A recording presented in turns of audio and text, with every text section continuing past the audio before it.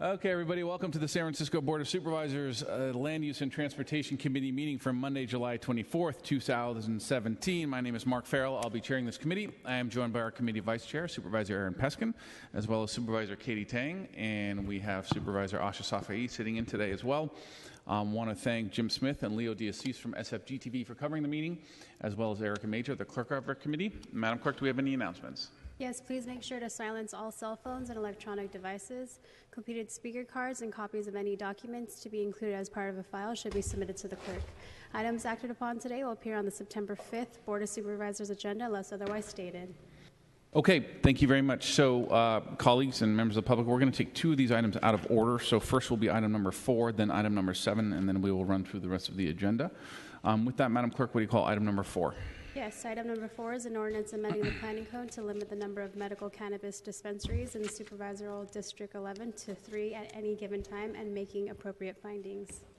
Okay, thank you, Madam Clerk. So with that, Supervisor Safai has sponsored this legislation.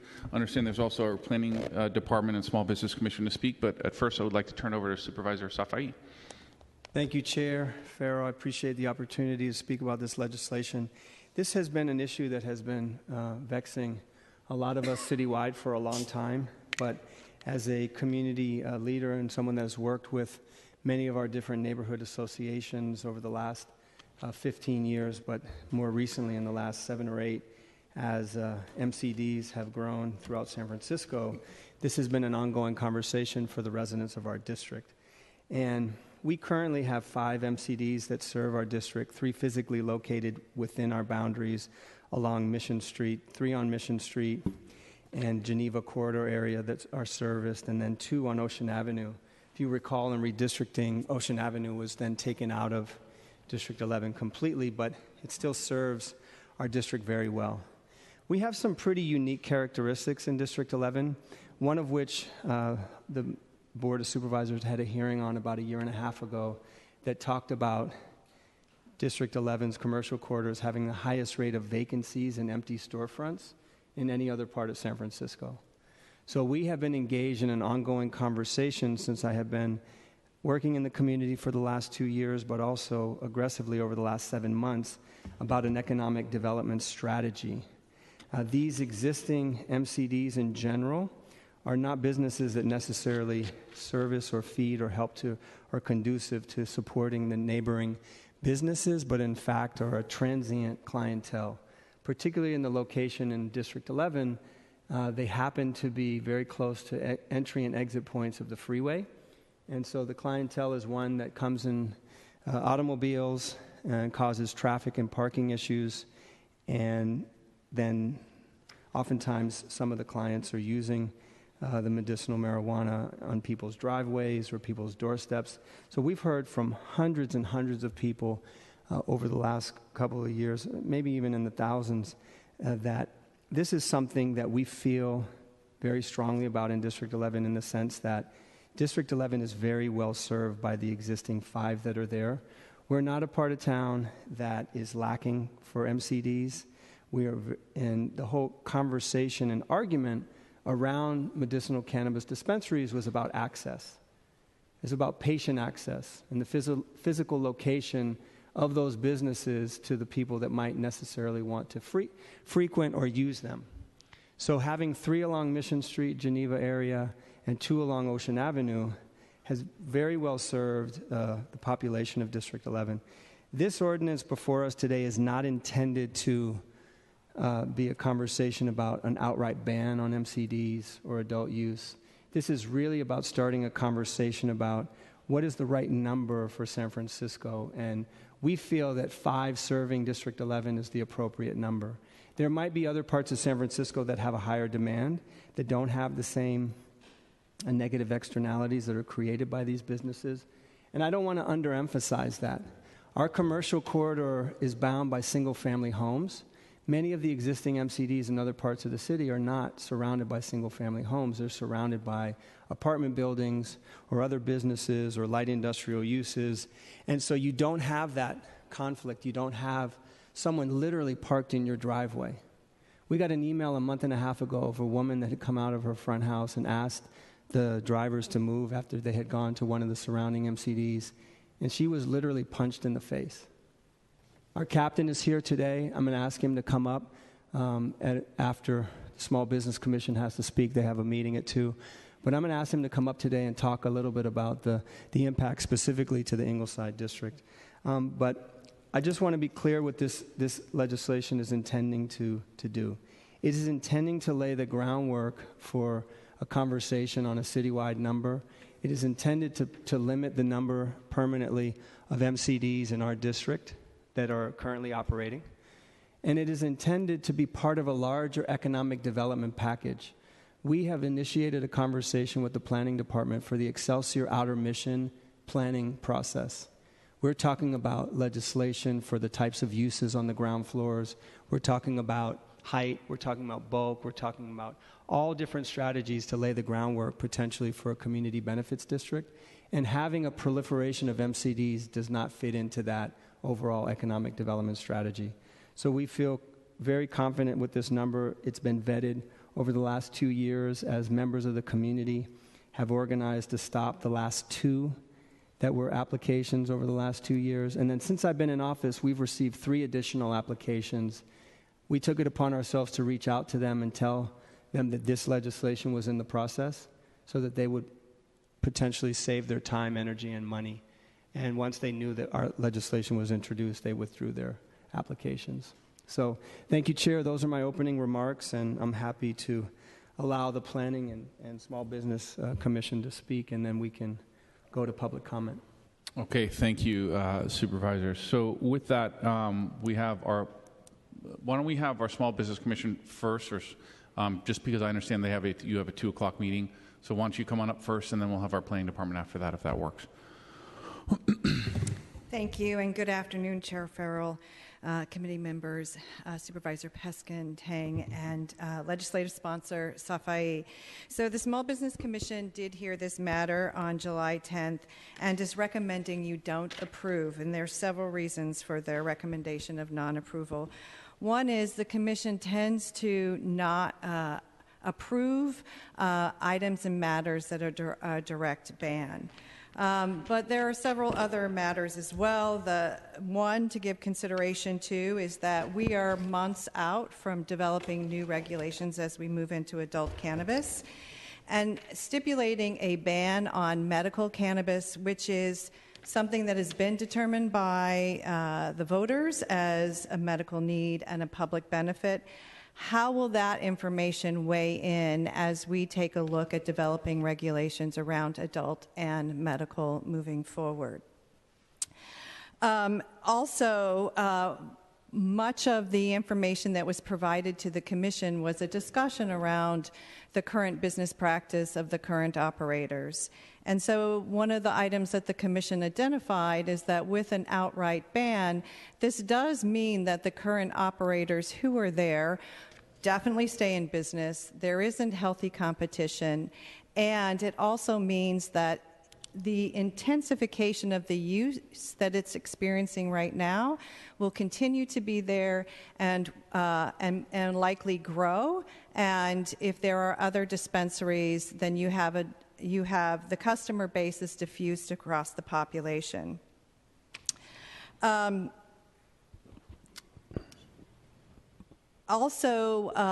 do think that the city needs to take in careful consideration, taking a look at the medical cannabis dispensaries, and as we move forward into the legislation with all cannabis, and a totality of how the city is served by its population, and that at this particular point in time, looking at it district by district, especially moving into the new regulations, is not the best means. The Commission did review the data that the voters of District 11, when Proposition 2015 was passed, 68% supported the medical use, and then for Prop 64, 59% voted in favor of the medical cannabis. So the commission did think that there does need to be a greater look at how not only that district but the citywide is served. But again, there was much emphasis on that banning just again keeps the what the commission heard a great deal about was the bad actors and the inappropriate behavior that is happening in terms of transportation, parking, traffic, and noise, and some of the customers. And again, you creating a ban will just mean that those businesses are assured to stay in business, and you're providing them with an economic incentive not to change their behavior. So through the chair, Chair Farrell, Commission President Mark Dwight would like to say a few words with your permission. But before you do that, Chair, I'd like to respond to that last part. Supervisor? This is clearly not about banning adult use. This is specifically about medical cannabis dispensaries for the general public. And then also it's very clear that anyone that would have to go through the permitting process for adult use, those rules haven't been written yet, but I'm almost certain that this body would take into consideration current behavior.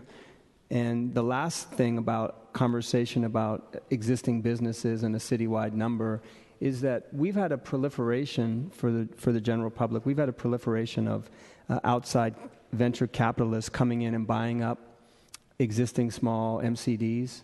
And so this is intended also to, and then also thinking about investing in this market. This is intended to learn from the mistakes that were made in Colorado, and I know that's going to be a large part of this conversation. Thank you. Oh, excuse me, Chair Farrell, there's just one other point I did want to make, and that is the Commission did not give any consideration in terms of what the Planning Commission's recommendation is, so just for a point of information, which is why it did not speak to what the Planning Commission's recommendation is. Okay, thank you. Mr. Dwight? Thank you very much. Appreciate the opportunity to speak. I'm here today as an advocate for small business and sensible legislation. I am also the president and founder of the Dogpatch Business Association, as well as a board member of the Council of District Merchants Association. I live in a neighborhood that has an MCD. It also has a popular coffee establishment as well as a popular art gallery. And I'm here to tell you that from my personal experience on the ground, that the traffic and double parking and loitering issues in front of the coffee house are far more substantial than those in front of the MCD in our district. As a matter of fact, the MCD in our area is virtually anonymous because it has a person at the door who checks people in. There is no double parking going on near this building, and it's in a row of continuous buildings and doors, so there's really no place to loiter other than on a narrow sidewalk on 3rd Street, which is not very hospitable for anyone to loiter on. So we have not experienced any negative effects of having an MCD in our neighborhood, and in fact, the owner of the MCD in our neighborhood is an exceptionally good small business operator and good neighbor to those of us in our neighborhood.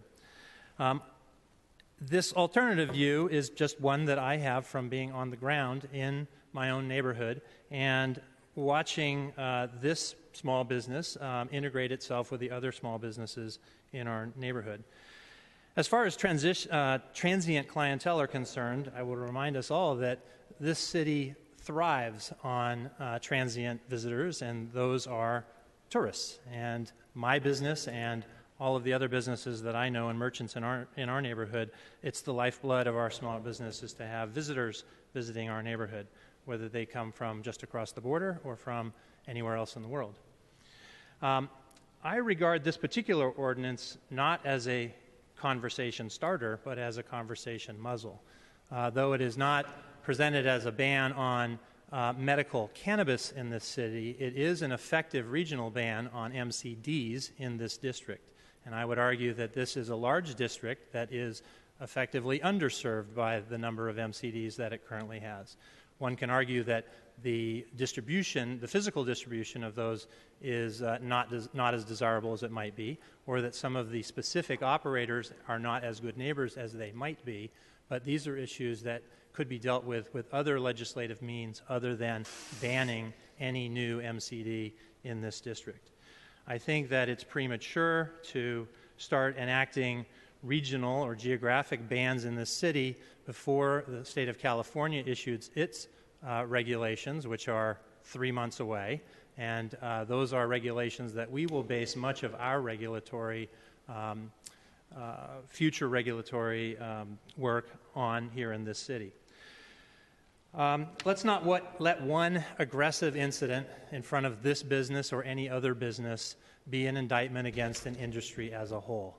Aggressive behavior related to double parking and monopolizing parking places happens throughout this city in front of all kinds of businesses because of the desperate need for parking in our merchant neighborhoods. So I would not allow a single incident, though it is horrific, to be an indictment of this industry as a whole. So as an advocate for small business, I urge you to allow these legitimate businesses to exist throughout the city and to use other legislative means to determine what is the proper placement and proper density so that they can serve their legitimate purpose of providing medical cannabis to residents of the city of San Francisco, as well as those who might come from outside San Francisco because they don't have the same resources in their neighboring cities. Thank you very much.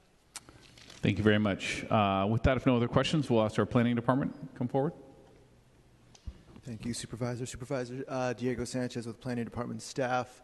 Supervisors, on July 20th, the Planning Commission heard this proposed amendment. The Planning Commission supports the underlying intention of the ordinance, which it understands to be the preservation of neighborhood character to ensure that the neighborhood commercial districts in District 11 provide a diverse array of goods and services.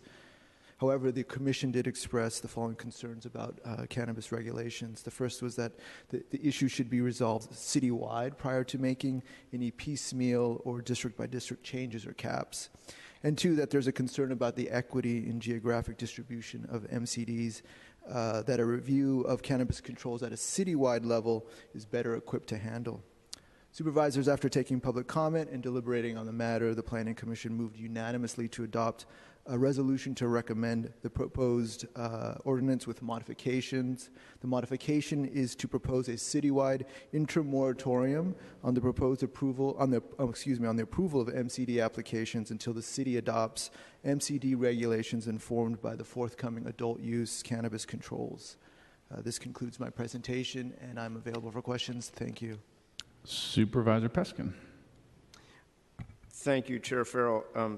This is an interesting policy conversation, but before we get to that, and obviously want to hear from members of the public, I just had one kind of procedural issue relative to the transmittal letter, Mr. Sanchez. It's actually signed by Mr. Starr.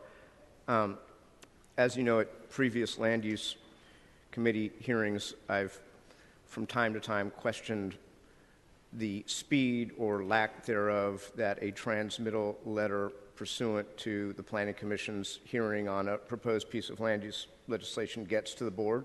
Sure. I think the last time we had this conversation, I needled you and the department about taking so long after a hearing to send one. Okay. If you recall that, this was several months ago, and I was like, basically, I was accusing you of sitting on the transmittal letter so that this body couldn't hear the legislation when we wanted to hear it. But Sure. Today I have the opposite concern, which is in the last 17 years that I've been on and off the board, I have never, not one time, seen the department actually produce the transmittal letter the day after the hearing. And mind you, while it is online, Yes. the agenda had already went up on Thursday. You guys didn't write the letter until Friday. It is now before us. It's been up there, I assume, for 72 hours.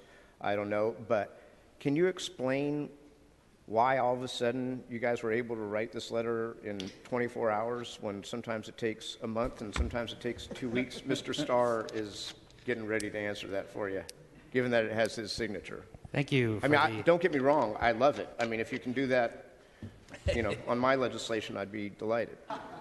Sure. We do. You have to ask nicely. through the chair. So when something is scheduled for Monday, we usually get an email from the clerk asking us to expedite the process, and we do try to accommodate that. So should you actually introduce an ordinance that is scheduled the following Monday after the Thursday hearing, we'll do the same courtesy for you. You heard it here first. Thank you, Mr. Starr. On the I really record. Appreciate it. As to the substance of the legislation, I mean, we're obviously living in shifting times as we have a task force, as the Planning Commission is wrestling with this area of public policy. And, you know, the definition here that we're dealing with of MCDs, I would imagine that by the end of this calendar year or early in the next calendar year is going to have an expanded definition, right? And so this cap, if you will, I won't call it a ban, but this cap will have to be revisited. And I mean, I know we always, as members of the board, kind of get a little excited when the advisory bodies, be it the Small Business Commission or the Planning Commission, make recommendations that are contrary to the legislation that we've written. So I acknowledge that on behalf of Supervisor Safai. Having said that, I think all of these recommendations are made at a moment of transition where we don't all know what it's going to be, where we haven't had the citywide discussion about equitable distribution. I'm fine with this really as an, if you will, interim control for District 11. But I think we all have to be cognizant of the fact that as state regulations come down, as there are iterative policy discussions between members of the public and the cannabis community and neighborhoods, that these things are going to have to be fine-tuned. I believe that different neighborhood commercial districts have different needs and different desires and different ambitions, and I think it's very important that district supervisors are able to represent that. But I think going into this, and I say this through the chair to Supervisor Safai, it should really be done with an acknowledgement that this is going to have to be fine-tuned as this, you know, arena of public policy evolves very, very quickly over the course of the balance of this calendar year. So I wanted to say those words constructively. I also, as to the recommendation by the Commission, which is, I think, a conversation that's happening here at the Board of Supervisors about an interim moratorium until we figure out, this is a citywide interim moratorium, which we are not discussing here today. It's not on the agenda, but insofar as we're on the subject of zoning controls for MCDs and 1/11th of the city, I think one thing that is very important just relative to predictability and stability, the earliest that the board, given our summer recess, which starts next week, could hear that would be not until the middle of September. And so I just want to put a plug in for any CU application that is pending during the interim, because there is right now no interim control that has been introduced, much less scheduled, and the earliest that could happen would be really the middle of September. So I just wanted to say constructively to the folks at the Planning Department that if there are any on the forward calendar, I think those should be, you know, heard and should be approved or disapproved pursuant to what is set forth in Section 303 of the Code, and that you guys shouldn't kick them down the road if there's a piece of legislation that is introduced, say tomorrow at the board, that is retroactive to tomorrow, that creates a different situation. But otherwise, I think you should hear whatever's on the forward calendar. So I just wanted to get that on the record. Okay, Supervisor Safai. Yeah, I appreciate those comments, Supervisor, and we've had some conversations about this kind of overarching theme for some time. I think that's very well taken. I want to be clear, this is not intended to be anti-medicinal marijuana in any way, anti-marijuana. This is about having a conversation about, as you said, what's appropriate for a specific district in terms of listening to the neighborhood residents, balancing out a need for an economic development strategy. I don't know if small business commissioners or any of the other folks spend a lot of time out at the corner of Geneva and Mission, but it is very different to see someone walking or standing there as an armed guard and walking into an establishment that has a physical gate that you can't get into, barred gate, versus at 15th and Market, where I literally walked by that MCD for years thinking it was a perfumery. And I'm not saying that trying to be funny. I really did not realize it was an MCD for a really long time. So each district has its own specific needs, and I'm very pro small business, and I understand, and if the businesses are really feeding off of one another, that's a big benefit. And this is not necessarily about the existing actors, because we have a fine-run MCD in our district. The Green Cross has a smart car. It patrols the area. When I was campaigning, I talked to hundreds of neighbors next to the Green Cross that said they send people out to clean our doorstep. They have a parking plan. They put cones out. So this isn't necessarily about the operators and how they function. It's about listening to the populace and saying, they've spoken loudly on the last two applications that have come forward that happen to be on the border of San Mateo County, and rejected both of them. And the Planning Commission sided with us, saying that there was an oversaturation in that area. That's one. But two, to truly have the highest rate of vacancies in empty storefronts. We don't have a hardware store, a robust hardware store. We don't have a bike shop. We don't have a proliferation of cafes or restaurants.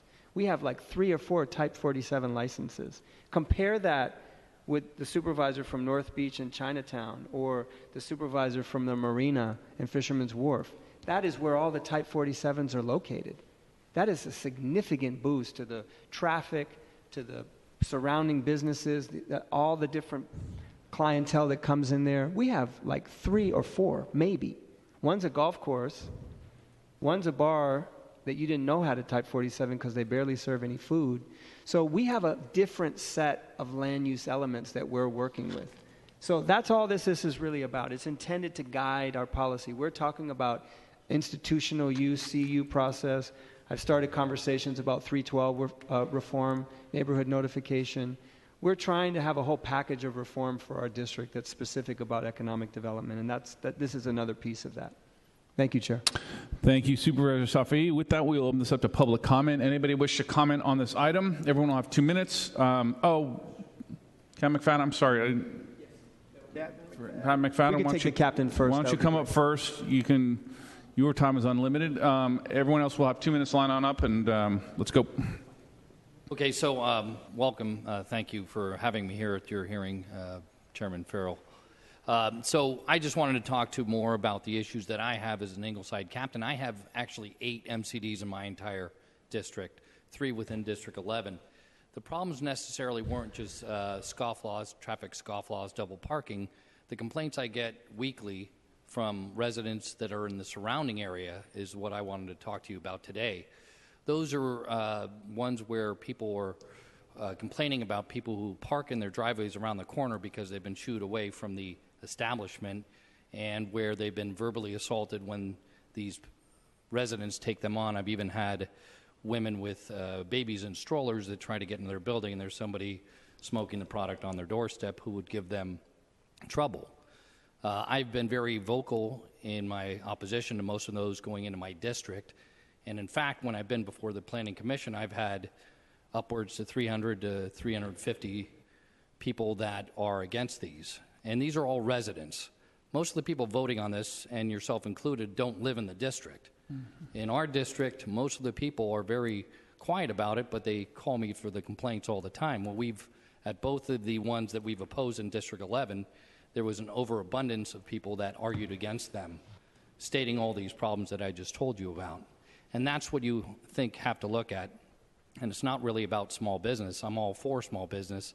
Just as Supervisor Safai had stated, I'd like to see more businesses along the Mission Corridor in particular. 2 of the MCDs are within 80 feet of each other on the 5200 block of Mission. Those are where I get most of the complaints from the residents that I have. I also have 2 on Bayshore that are now going in that have been approved, 3 in Bernal. So these complaints that I have are constant, and they're from the residents. And when you're talking about your constituents, that's what I'm here to talk about. I'm kind of the voice for them, and you'll hear some of the public comment from some of the people who live in the district and are affected by these. So the points I'm trying to make are that there's no loss for MCDs in the district. You can get them. San Mateo County doesn't have the same thing, so we get their residents too, especially on the borders which we share. So we have constant complaints, and I do get them weekly from the residents, and those are some of the issues I have to deal with as a police captain in the district, and it's just something that I want you to consider when you're thinking about this and putting a cap on it. I fully endorse what Supervisor Safai is saying. We have 3 within a few blocks right on the Mission corridor there, and this is too many, and there should be definitely some sort of limitation in distance too. We don't need them on every street corner. We don't need them like every coffee shop. I'm more than welcome to have more coffee shops, more small businesses, and like I said, most of the people that talk about or for this or for the MCDs don't live in the district. They come there, they start the small businesses, but it affects a wider range than just at the location. Yep. So, okay, thank you, Captain. Colleagues, any further questions or comments for our Captain? Thank you. Okay, with that, we'll open to public comment. Please come on forward. 2 minutes, huh? Okay, my name is David Hooper. I represent the New Mission Terrace Improvement Association. We are west of Mission Street, north of Balboa High. I realize to many people in the city that our district is terra incognita. But in fact, it was flattering to have one of the commissioners at the Planning Commission last week talk about how we turned out numbers. The Planning Commission response that Supervisor Peskin noted was due to the fact that we have been very active in representing our interests. As for what the captain said, I'd like to say ditto. I'd also like to raise the point that merchants in and near the 5200 block of Mission Street are the ones that are grievously affected by the irresponsible MCDs on the 5200 block of Mission Street. I think the Small Business commissioners would do well to come out and talk to the merchants. I'd be glad to give them a tour of the people who are affected by the bad actors. In the meantime, the way to get rid of them is almost impossible. To say that competition is going to do that is naive. I'd like to think that we could move forward on this. This is a major district item. People are concerned. They want to see economic development. We're working towards that with the Planning Commission and the Mayor's Office of Economic and Workforce Development. We'll see. We'll see how this turns out. I want to say thank you to Supervisor Safai for this and for making a serious effort to revitalize the commercial corridor on Mission Street and on Geneva Avenue. Thank you. Thank you very much. Next speaker, please. Hi, my name is Joelle Keneally, and I'm president of the Outer Mission Merchants and Residents Association. And to put into context why we're here today, District 11 is the only district that had 3 medical cannabis dispensaries approved in one night at the Planning Commission. So we went from 0 to 3. No other district in the city has had to deal with that. We've been back to the Planning Commission, as Supervisor Safai has said numerous times. We are exhausted. We need some relief. We are hyper-vigilant about this issue. Every time there's a letter of determination that comes out, every time there's a pre-application meeting, is it cannabis? We're not NIMBYs or YIMBYs, we are GGNOAs. Good grief, not another one. We are tired. We do not have, land use attorneys on retainer. We do not have government lobbyists. You're looking at it. You're looking at, during grit and determination, we've been able to persuade the Planning Commission that this is not a good idea. We are looking to you now to help us out. We are tired. We want economic development. We want a variety of businesses. I don't need to have 20 MCDs on the commercial corridor. I'm not here to service San Mateo County. They've put in a moratorium. Not my problem, but that's who we're servicing. You are not servicing District 11 residents. You are servicing San Mateo County. And now with the 2 additional in District 10, which is right on the border of San Mateo County, who do you think is going to be coming there? It's not District 10 residents. It's San Mateo County. Thank you very much. Thank you very much. Next speaker, please. Anybody else who wishes to speak, please line on up. Hi, I'm Grace Braley, Excelsior Outer Mission Merchants and the Newton Morse Curtis Neighborhood Watch. Our residents have the issue of seeing people leave the dispensaries, smoke up, and drive off from our neighborhoods. So we've got safety concerns and litter concerns caused by these. Our merchants are small businesses in the under $200,000 space. For them and us to be here to talk about every single time we have a problem with a new one coming in is a day's lost wages, which could be a week's profit. That's why I'm the only person here, and I'd like you to also know that in other neighborhoods that I work in, because I consult around the city for different things, I don't see a produce store guarded by a security guard to keep MCDs at bay. I don't see a pastry shop guarded by a security guard to keep the parking space clear and to keep smoke out of the pastry shop. I don't see a fried chicken place that has to have 2 security guards to manage their neighboring business, causing them problems. We are tired of this. We do want to see good growth. We want to see other businesses there. We're trying to attract people to this neighborhood, but if they walk by and see a bunch of security guards and a bunch of shops that are about to have another pot club next to them, they're not going to open family-friendly businesses. They're not going to continue to bring in things like the karate schools that build self-esteem and the bookstores that we have further north on Mission Street. We're going to be stuck as a green neighborhood, which is full of pot smoke that we don't want. Thank you. Thank you very much. Any other members of the public that wish to speak in public comment on item number 4? Okay, seeing none, public comment is closed. Before turning it back over to Supervisor Safi, I want to associate myself with a lot of the comments that Supervisor Peskin made. I think from a policy perspective, this presents challenges here district by district, but I am very sensitive and do believe in the ability for supervisors to that they first of all have their ears to the ground, if you will, and the pulse of the neighborhoods. And I really appreciate the merchants and neighborhood groups that came out to speak today, and to Captain McFadden as well. I think that speaks volumes, and I think that's exactly the type of feedback that I think is incredibly helpful. So thank you for taking the time, and Supervisor, be happy to support your legislation. Thank you, Chair. I just, do you want to say something, Supervisor Peskin? No, I was just going to reiterate what I said earlier, and thank you, Chair Farrell, for supporting those comments, which is that, I mean, in voting for this, I really consider this as voting for an interim measure, because when we do a comprehensive piece of legislation, not only will we have new definitions, and MCDs will potentially remain a definition, it may be folded into a new definition.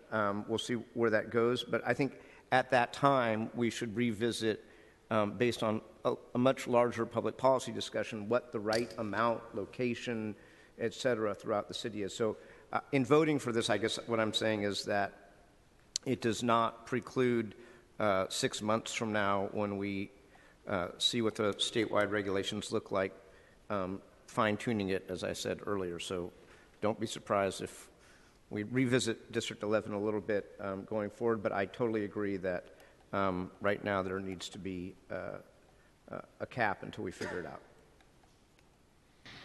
Supervisor Tang.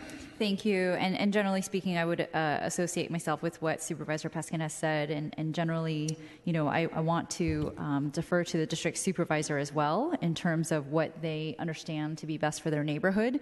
I know that we certainly, all of us, are looking forward to more comprehensive legislation citywide. But I think, as we heard from some of the public commenters who a lot of times do not have the ability to come out here and speak, is that they, while the issues, or maybe the lack of the issues, right in front of the immediate vicinity of a storefront makes it seem like there's no issues going on, the reality is that we do hear from neighbors about some of the other impacts that they might be experiencing. So I think it is important to address that, and I feel that if Supervisor Safai feels at this time that this is the most appropriate tool that he needs to help his neighborhood get on its feet to be able to attract more vibrant businesses for his corridor, then I want to support him on that. Okay, thank you, Supervisor Tang. With that, colleagues, Supervisor Safi, any? I'll just say one last quick thing. I know you have a long agenda. I appreciate you moving us to the front. I'll just say that I really appreciate your support. I take to heart a lot of what you're saying in terms of a land use conversation. Living in that district, being active in that district, and being a part of that community for 15 years, I have never seen an issue galvanize and unify our community as this has. And this is not anti-marijuana. This is about setting a limit and changing a direction for a neighborhood and having healthy community economic development. And so if we had not organized over the last 7-8 years, we would have 12 MCDs in our district. We would be second in the entire city. So I just want to say that it's really important to understand the larger context that this is happening in. And so I appreciate the opportunity to speak, and I'll hold the rest of my comments for the full board tomorrow. Okay, thank you, Supervisor Safai. With that, colleagues, can I entertain a motion to send this item forward with positive recommendation as a committee report for tomorrow's board meeting? So moved. Okay, we have a motion by Supervisor Tang, and we can take that without objection. Thank you, Supervisor.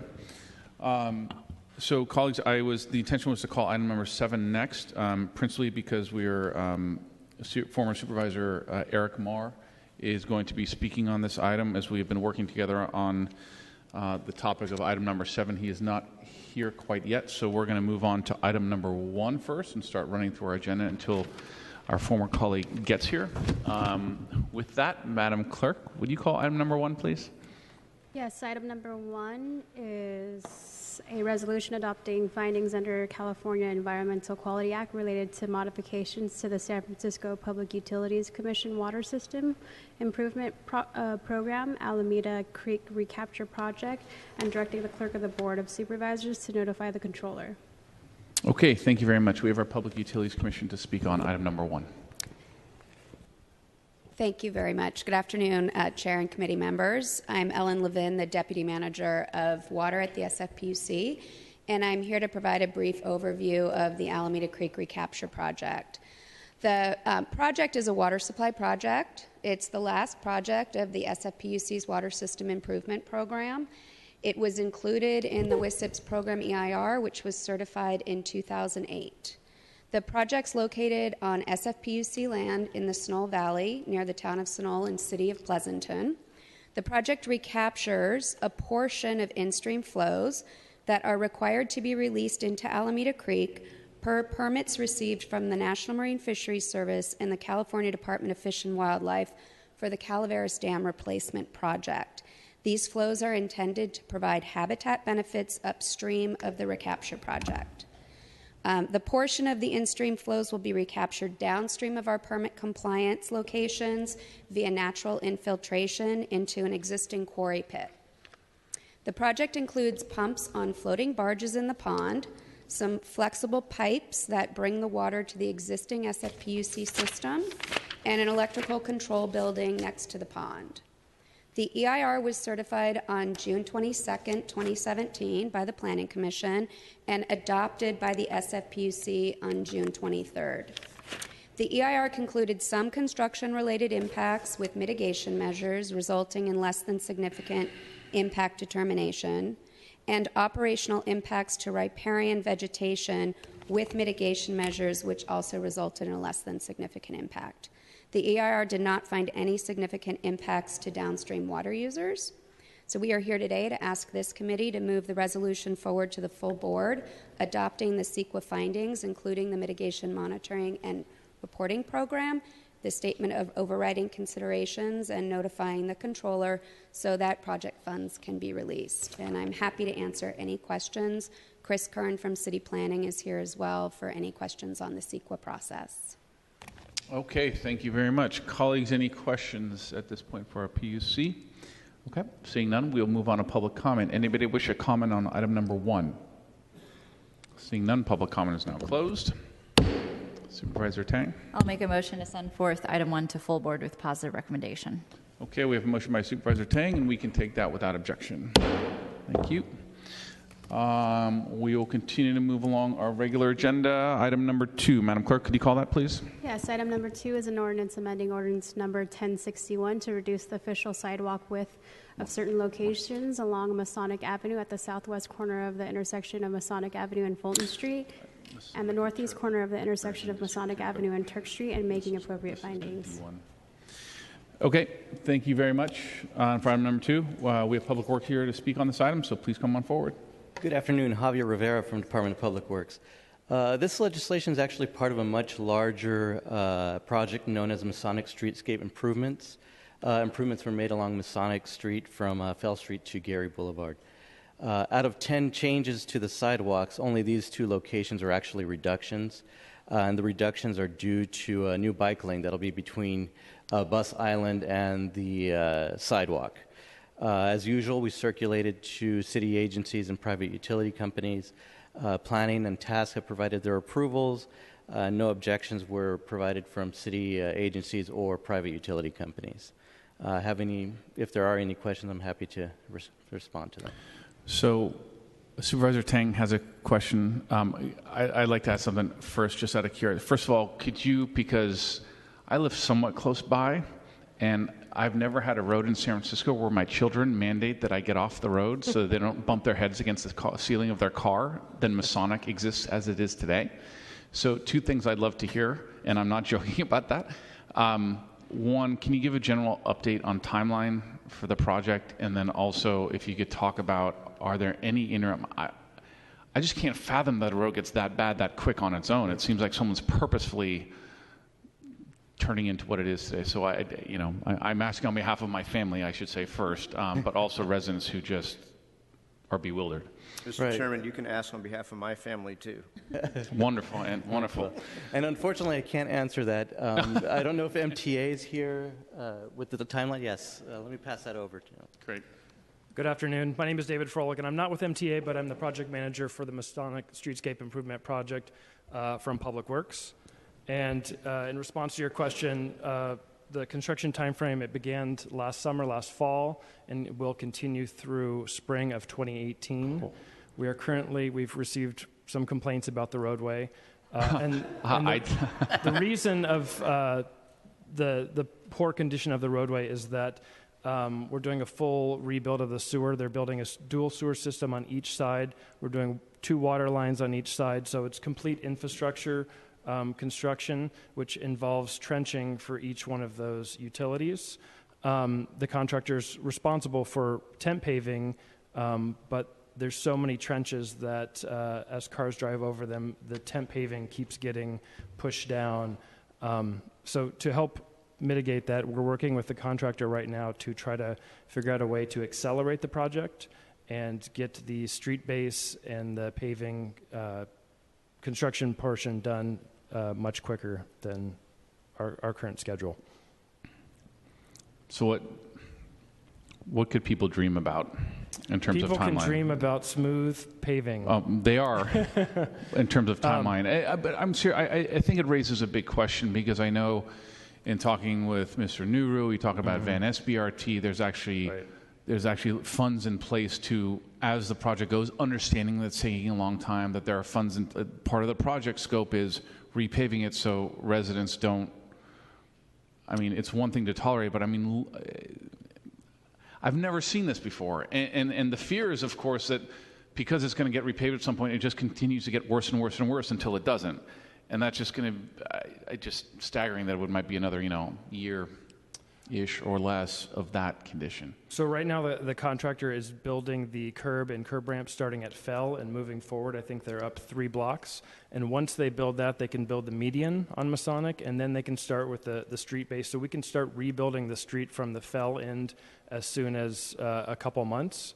But we are looking, and we met with the contractor a couple times last week to look at how we can accelerate and maybe start from another end and get that paving in a better condition for drivers, because we have received numerous complaints about it.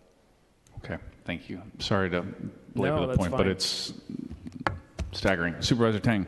Thank you. I didn't have a chance to check in with these offices, but given the borders, I think between districts 5 and 1, I'm just wondering if you've spoken with those offices and if they're okay with these sidewalk with reductions. I did, and we have had MTA led the planning and community outreach during 2009 to 2011, and then they also led the design phase. Public Works took over for the construction of this project, which began, as I said, last summer. But we have reached out and have been trying to work with the supervisor offices, and we did have a updated community meeting, I believe, June of 2015, to kind of get the community back on track and get them excited about the project that was coming on board. Okay, so after all of that, to your knowledge, you haven't received any opposition from any of those two supervisors I haven't. on this project? Okay. Colleagues, if no other questions or comments, we'll move on to public comment. Anybody wish to comment on item number 2?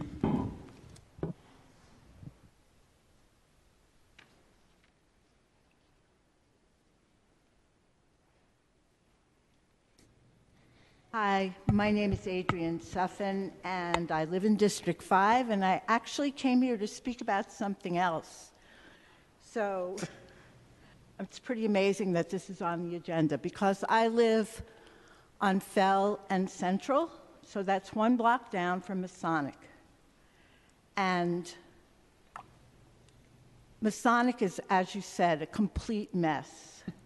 And in the last month, you know, people have used Masonic to get into the park, and there are a lot of tourists in San Francisco.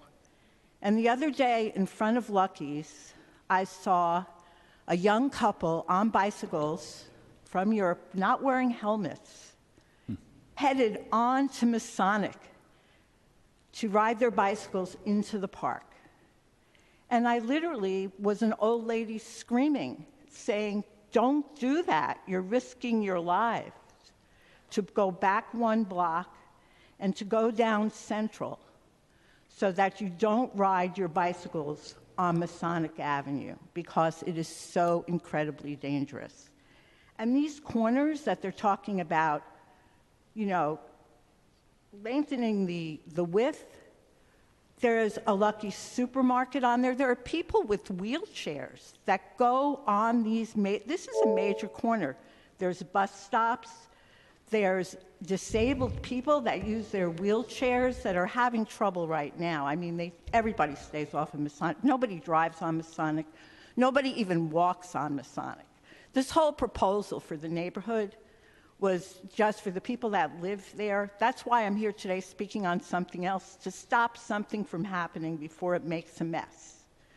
And I worked through this whole thing, and I wish I had been more involved, because it's really affected a lot of people. Thank you very much. Next speaker, please.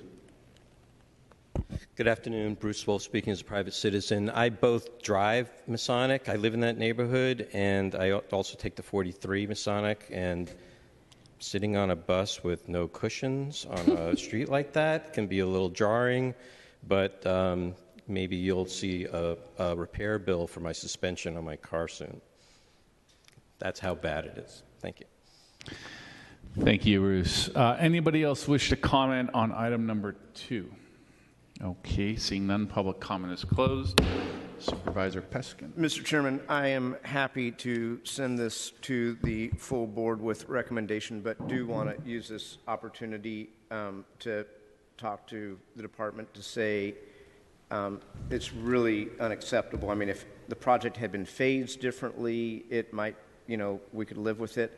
I would recommend that you have a temporary, I know it's costly, repaving solution, because a year is just way too long, and there's got to be an interim fix. And I think, cost notwithstanding, you guys can throw some asphalt on there and pave it, and then if you have to rip it up again, so be it. But that's from one supervisor. So in response to that, we have received estimates from the contractor on what that would cost, and that is one of the options that we're looking at moving forward, is doing a complete temporary paving and then tearing it out when we do the permanent paving. So we're close, and we're looking at that as an option. Great minds. In the eyes of the public, though, that doesn't always look good, so, to build something and then tear it out a few months later. But we think that, to help with the terrible conditions of the roadway, that would be a benefit. Great. And I think, to Supervisor Peskin's point, to learn from this, because I know this was a heated project, that most of the debate happened before I even came into City Hall, and that we're X number of years later, and it's turning into a bit of a mess, a lot of a mess of a construction project. It strikes me, given all the debate around this for how many years and over a decade in the making, that it got this way is pretty bad. Supervisor Tang. Thank you. I was just curious, at this moment about how much that temporary paving would be? It's a couple $100,000. So it's under. It depends on the extent of the street we would pave, but I think for 4 blocks it would be $126,000, and this is just off the top of my head from memory of a quick meeting. And then for the remaining portion, it was around $80,000 or so. So about maybe $200,000 to temporarily repave the roadway. Thank you. If you do, let me then request, since I am a neighboring supervisor with, I think, 1 block of interest in my district, to please not forget about District 2 if you go forward. Thank you. Okay. With that, public comment is closed. Colleagues have a motion to move item number 2 forward. Already moved. Okay. Motion by Supervisor Peskin. We can take that without objection. Okay, thank you very much for that. We will keep moving along. Item number 3, please, Madam Clerk. Item number 3 is a resolution granting revocable permission to 45 Lansing Development LLC to occupy and maintain the Lansing Street shared public way of Lansing Street between Guy Place and First Street, fronting 45 Lansing Street, and making appropriate findings. Okay, thank you very much. I see someone from Supervisor Kim's office here. Good afternoon, Supervisors. Chair Farrell. I'm here on behalf of Supervisor Kim to discuss the 45 Lansing Development LLC resolution before you. Just to give a little background, 45 Lansing is a 320-unit project in Rincon Hill that was completed back in 2016. The street in question is Lansing Street, which is located between Guy Place and First Street. This is something Public Works recommended approval of back in January 6, 2016. I want to be very clear that the actual improvements that we are speaking about have already been completed with the project. The issue at question is actually the maintenance of the street itself. And so this is in line with the Rincon Hill Streetscape Master Plan. And this is just authorizing 45 Lansing Development LLC to continue to occupy and maintain the facility. And just to be clear, there is an attached encroachment and maintenance agreement between DPW and the project, which still gives the city power in regards to the decision-making of any future changes. And you should have from your staff a few non-substantive amendments. If you don't have a copy, I'm happy to share. And I need to give one to the clerk.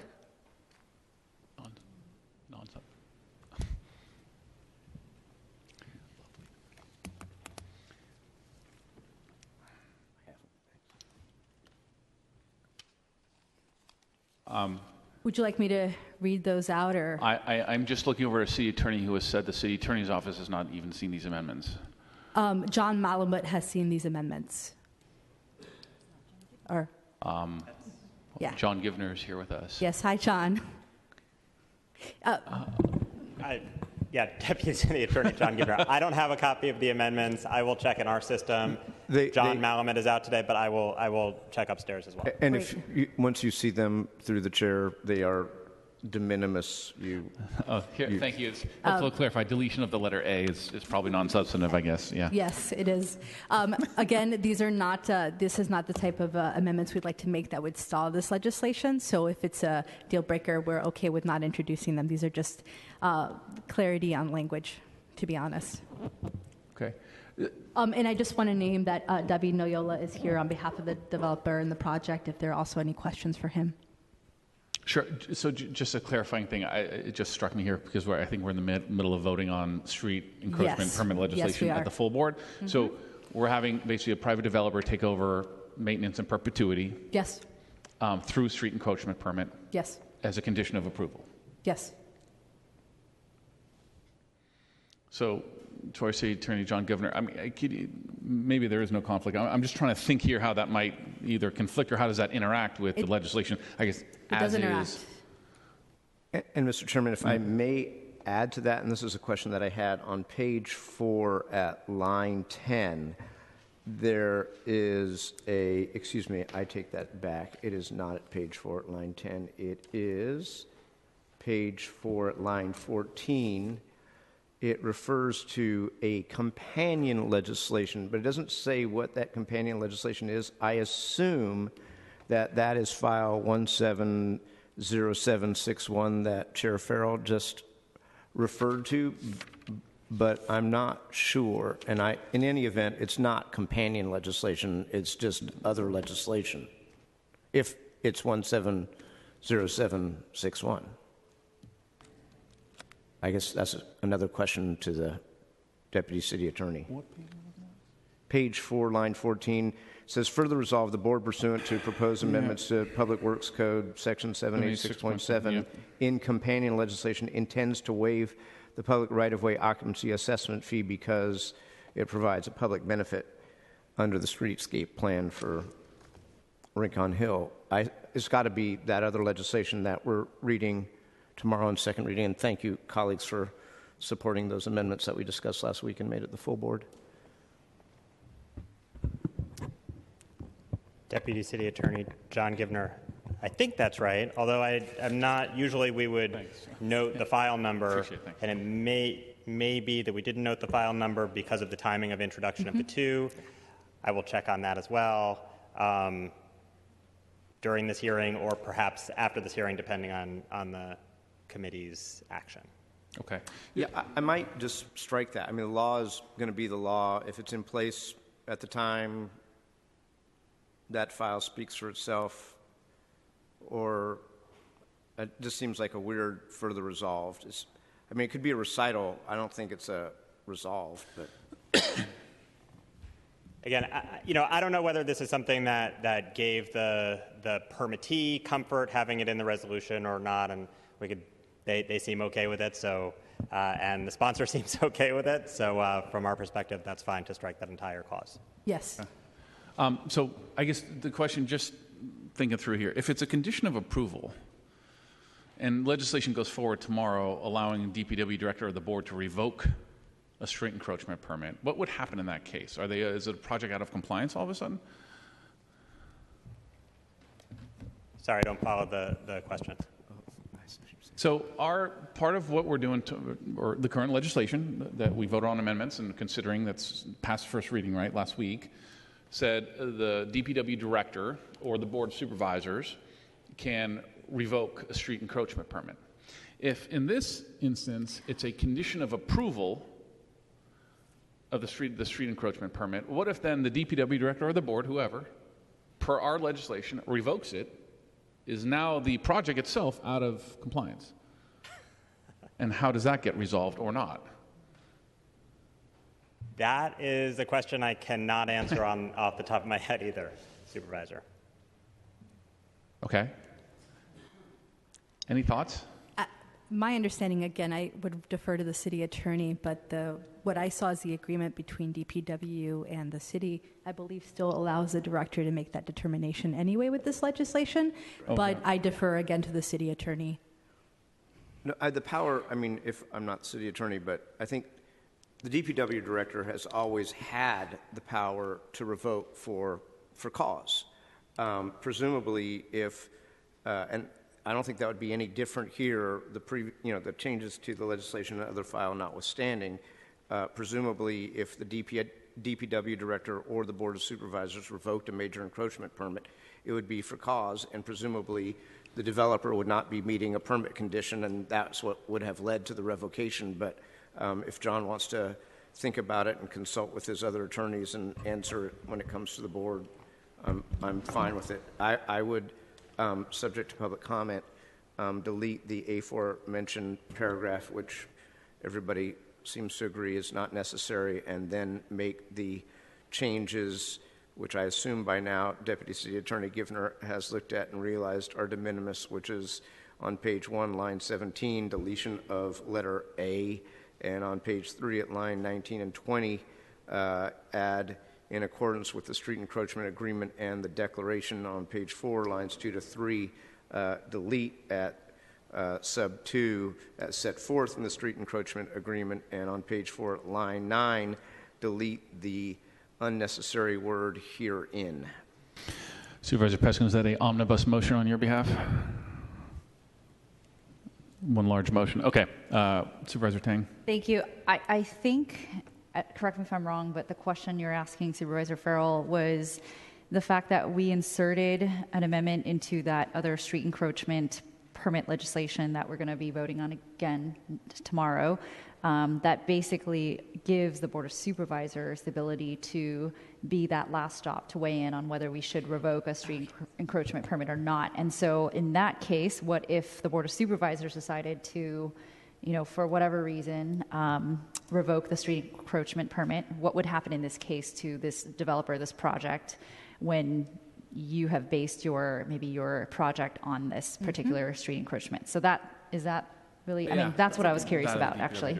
I guess here's the fundamental question. Maybe we should ask it to the project sponsor, which is this a cause for concern for the project sponsor is, I guess, really the bottom line question.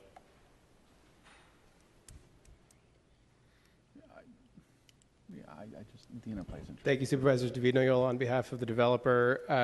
I can't speak to whether or not the amendments that were made last week to the related street encroachment legislation are a cause of concern.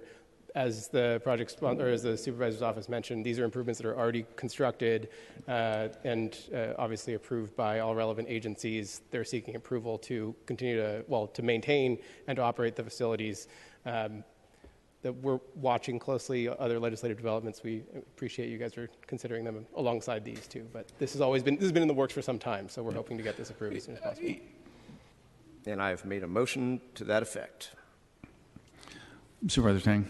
I mean, I understand that what's before us today is about maintenance, but I'm just saying that with the amendments that we made last week for the bigger package of public works legislation, that at some point, I don't know what reasons it would be justified by, that the Board of Supervisors could revoke a street encroachment permit that was already approved and potentially it's already been constructed.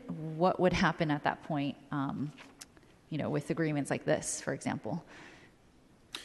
So let me say this. I think it's a fair question. I think it was germane to kind of how I was the line of questioning. So I don't think that's a reason to delay this itself as a project in the works for quite some time. I think something we can think about later today, and to our city attorney's office, maybe some additional clarification. It seems like you got a lot on this item in front of tomorrow. So why don't we do that and go forward? So unless any other objections, what Supervisor Peskin has made a motion.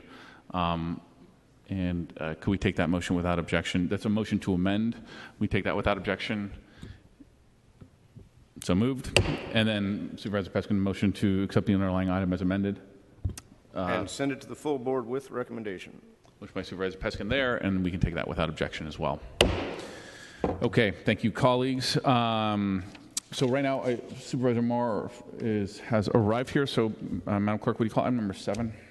Yes, item number 7 is a hearing to determine San Francisco's efforts to establish a citywide fiber broadband network and requesting the Department of Technology and the Mayor's Office of Civic Innovation to report. Okay, thank you very much. Hold on a second. Madam Clerk, did we take public comment on that prior item? We did not. Okay. Motion to rescind. Motion to rescind the votes on item number 3. So moved. I'd like to open up to public comment on item number 3. Anybody wish to comment on item number 3?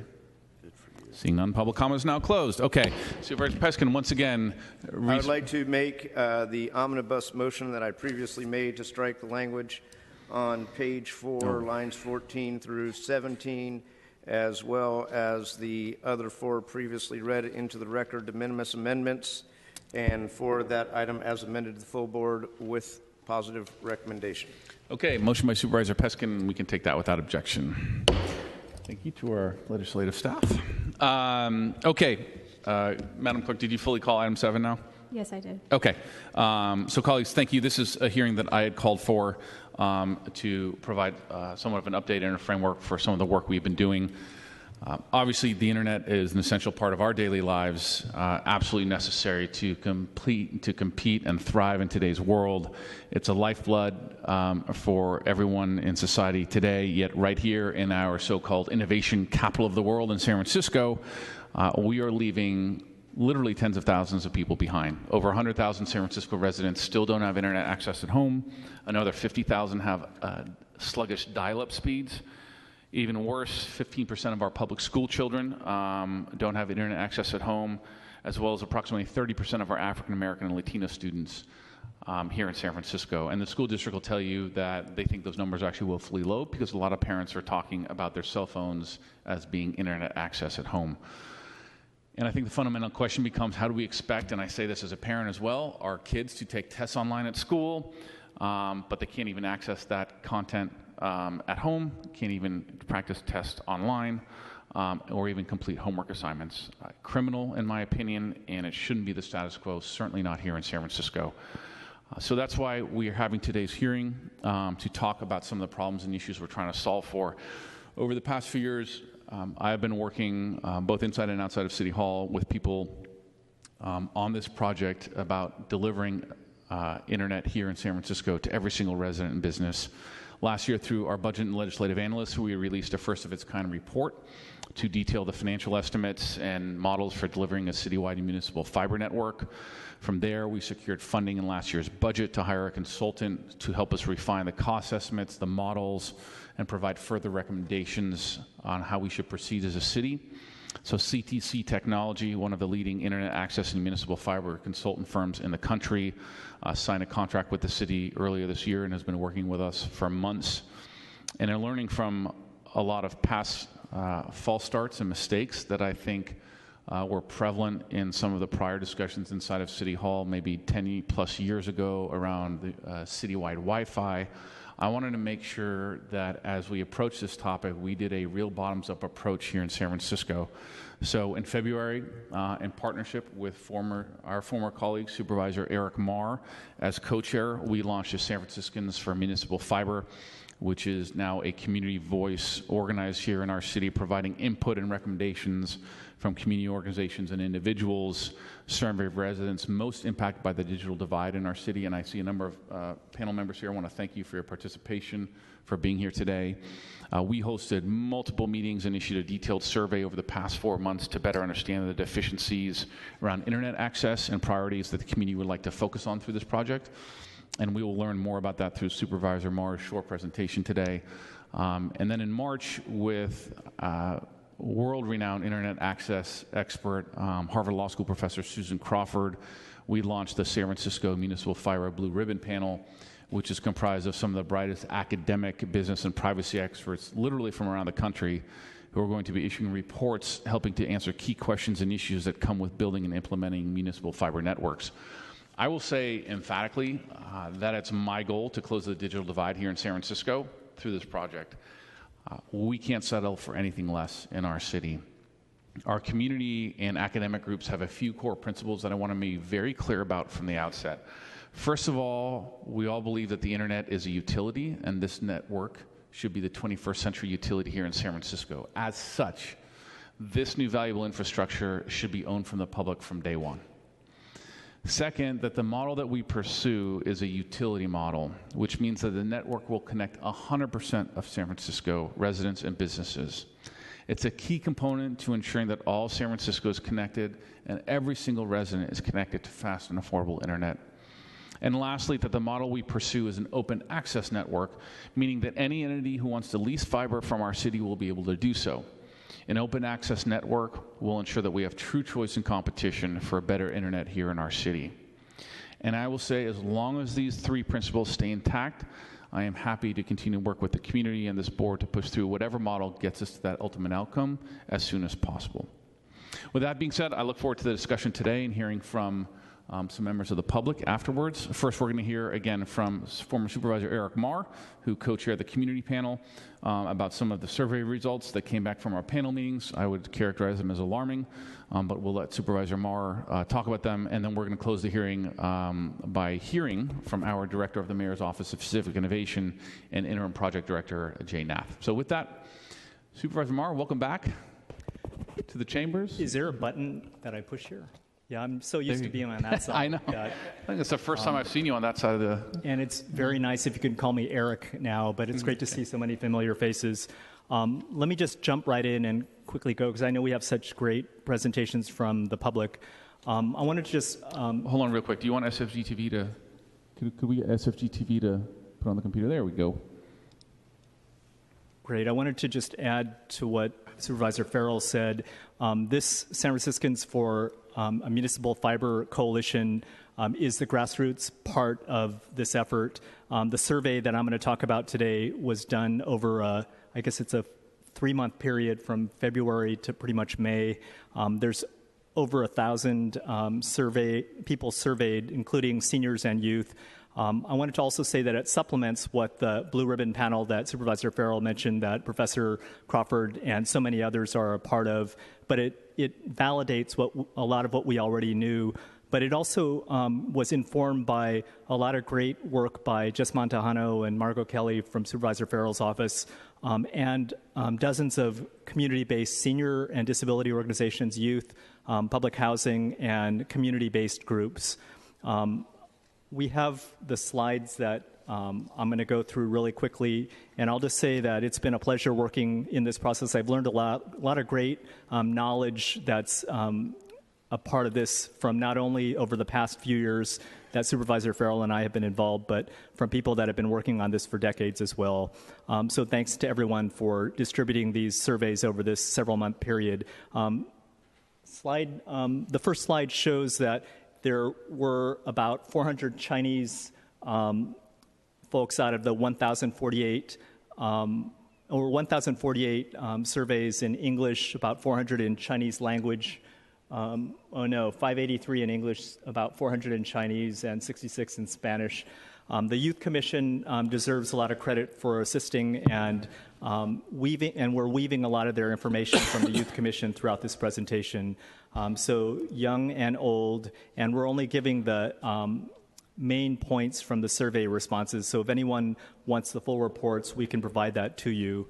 And we're focusing only on the most important factors from what the survey revealed. But again, it's dozens of community-based organizations, including the Youth Commission and senior organizations especially, that have been involved.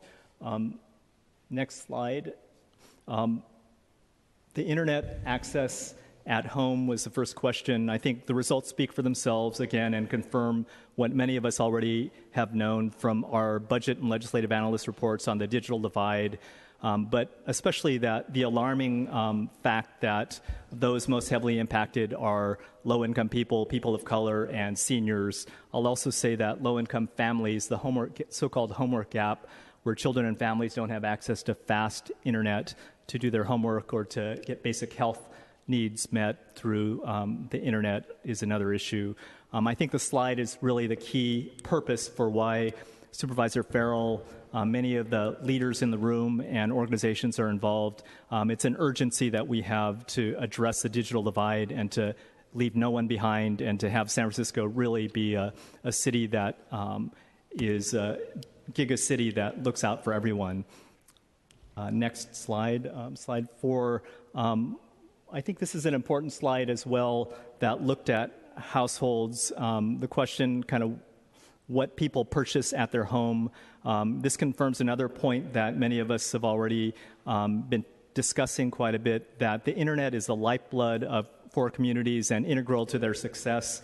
The slide also shows that increased reliance on cell phones with data plans and allow people to connect kind of to the internet in easier and accessible ways when they're mobile especially. And we continue to move towards this future from iPads to tablets as well. And it's clear residents are putting more of a priority on having access to the internet through many different means as opposed to just having fixed phone lines or a desktop computer at home, for example. The next slide shows that the internet is critical and services are critical for especially the low-income communities, seniors, and children and families that were surveyed. But it's important for everyone to have access to fast internet service. It's also an important point that many communities are starting to realize that faster internet options are out there and that there are significant barriers to obtaining fast internet especially.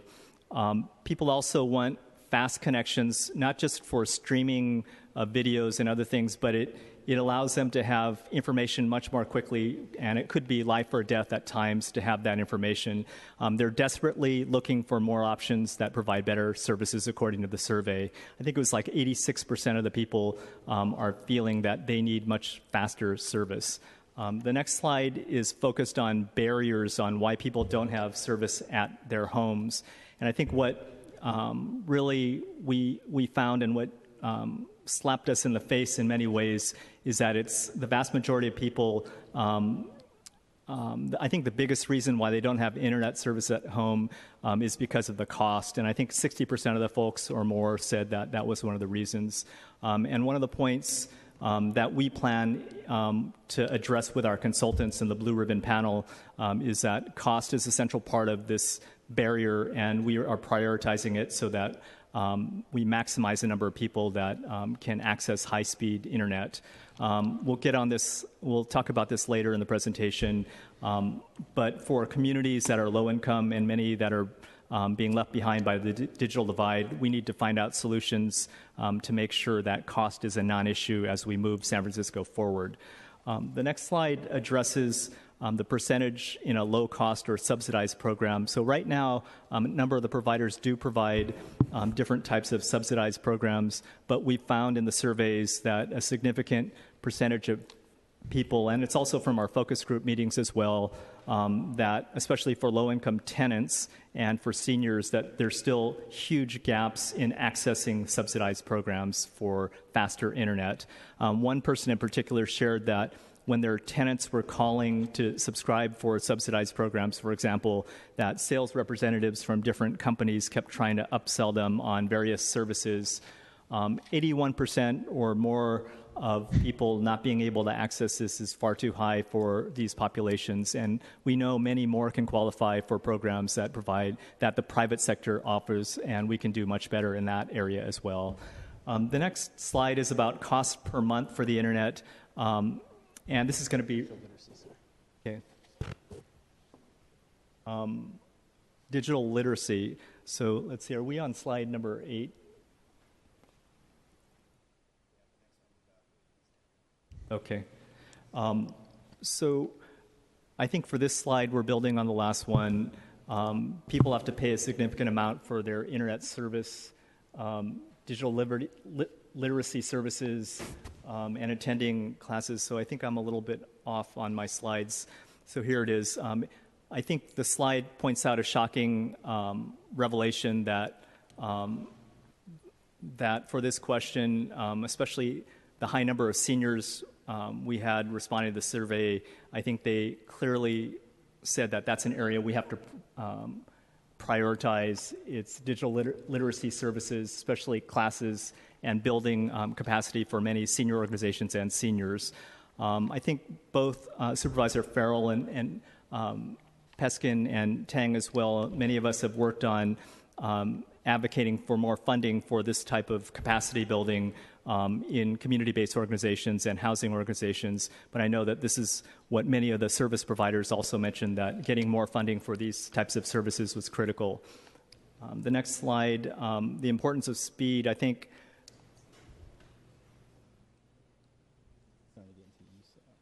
Okay. So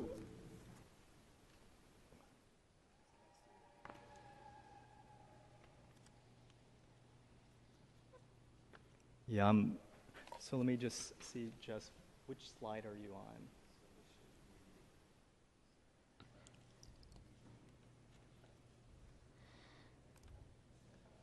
For the school assignments. Okay. So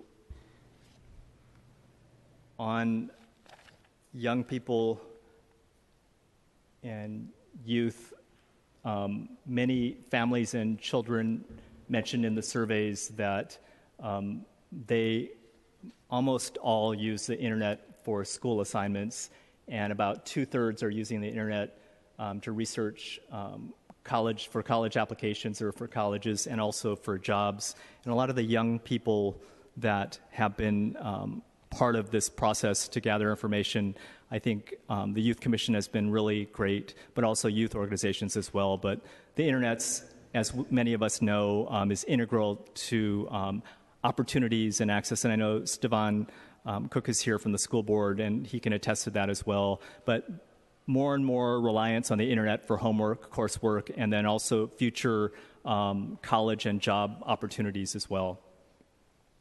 Next slide.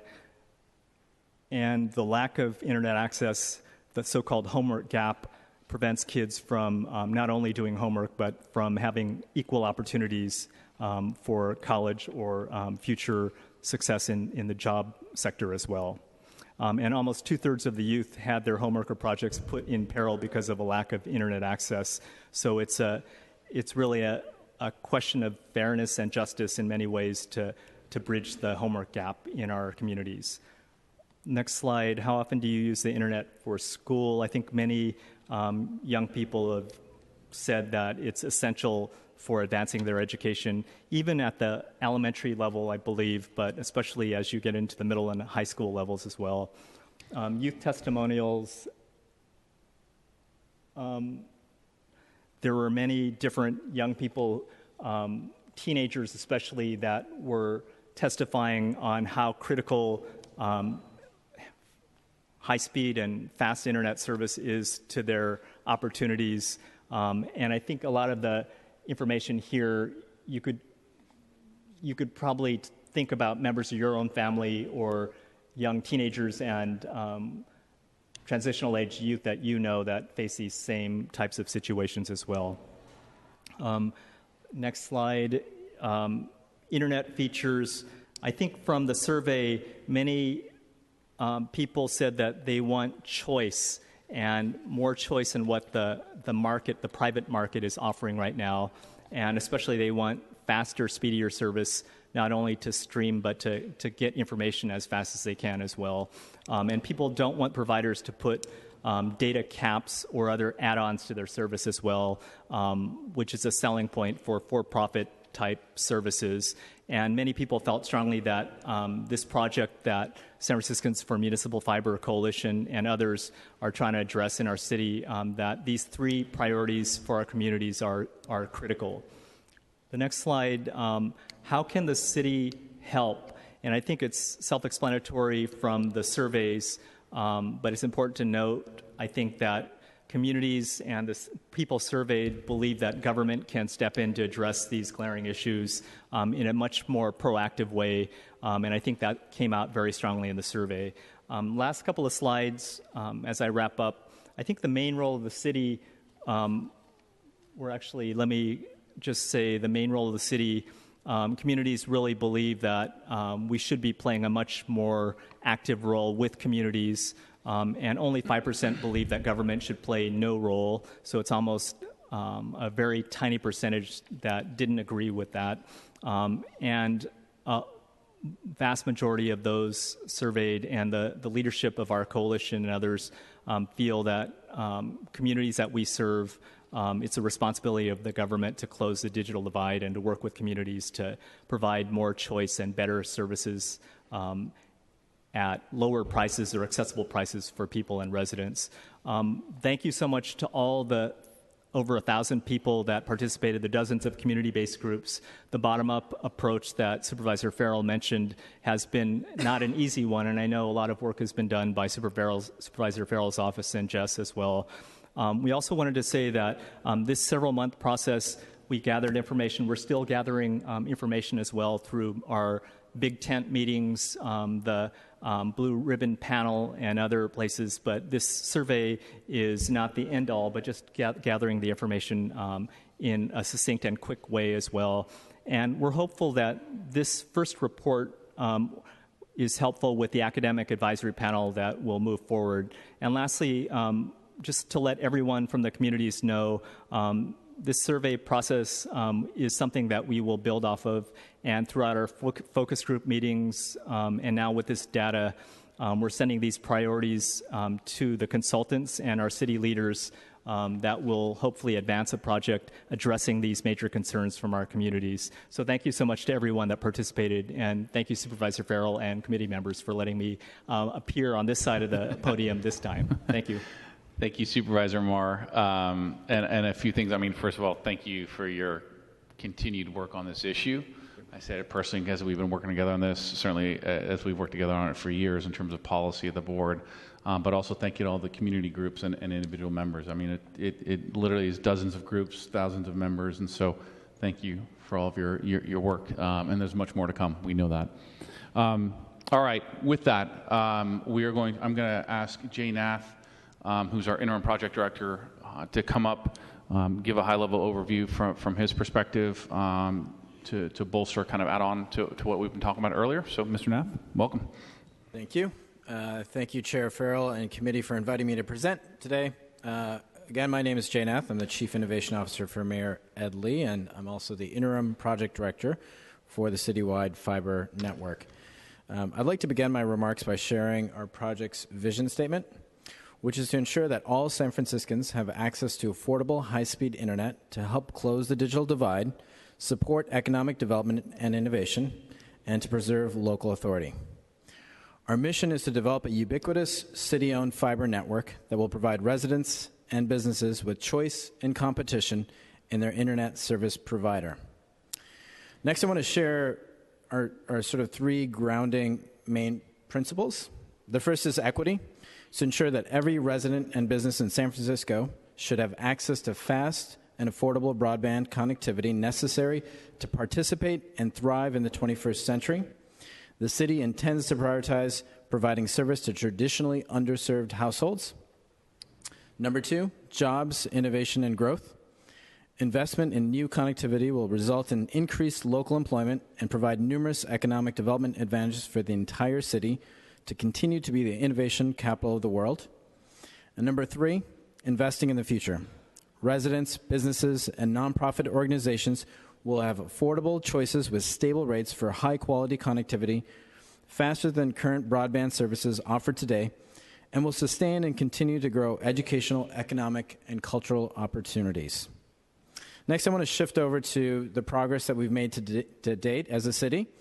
There's been a number of milestones that we've accomplished. Back in March of 2016, the BLA issued a report on the financial analysis of various options for a municipal fiber optic network. Last year's budget also funded our advisor, CTC, that's come on board. And earlier this year, Supervisor Farrell established two committees or two groups, the Municipal Fiber Blue Ribbon Network, that's comprised of academic experts, and also the community panel that you just heard from. In terms of where CTC is right now, they're finalizing their report. And the main focus of this report is to close the digital divide through a citywide, ubiquitous fiber network and to evaluate a subsidy for low-income households.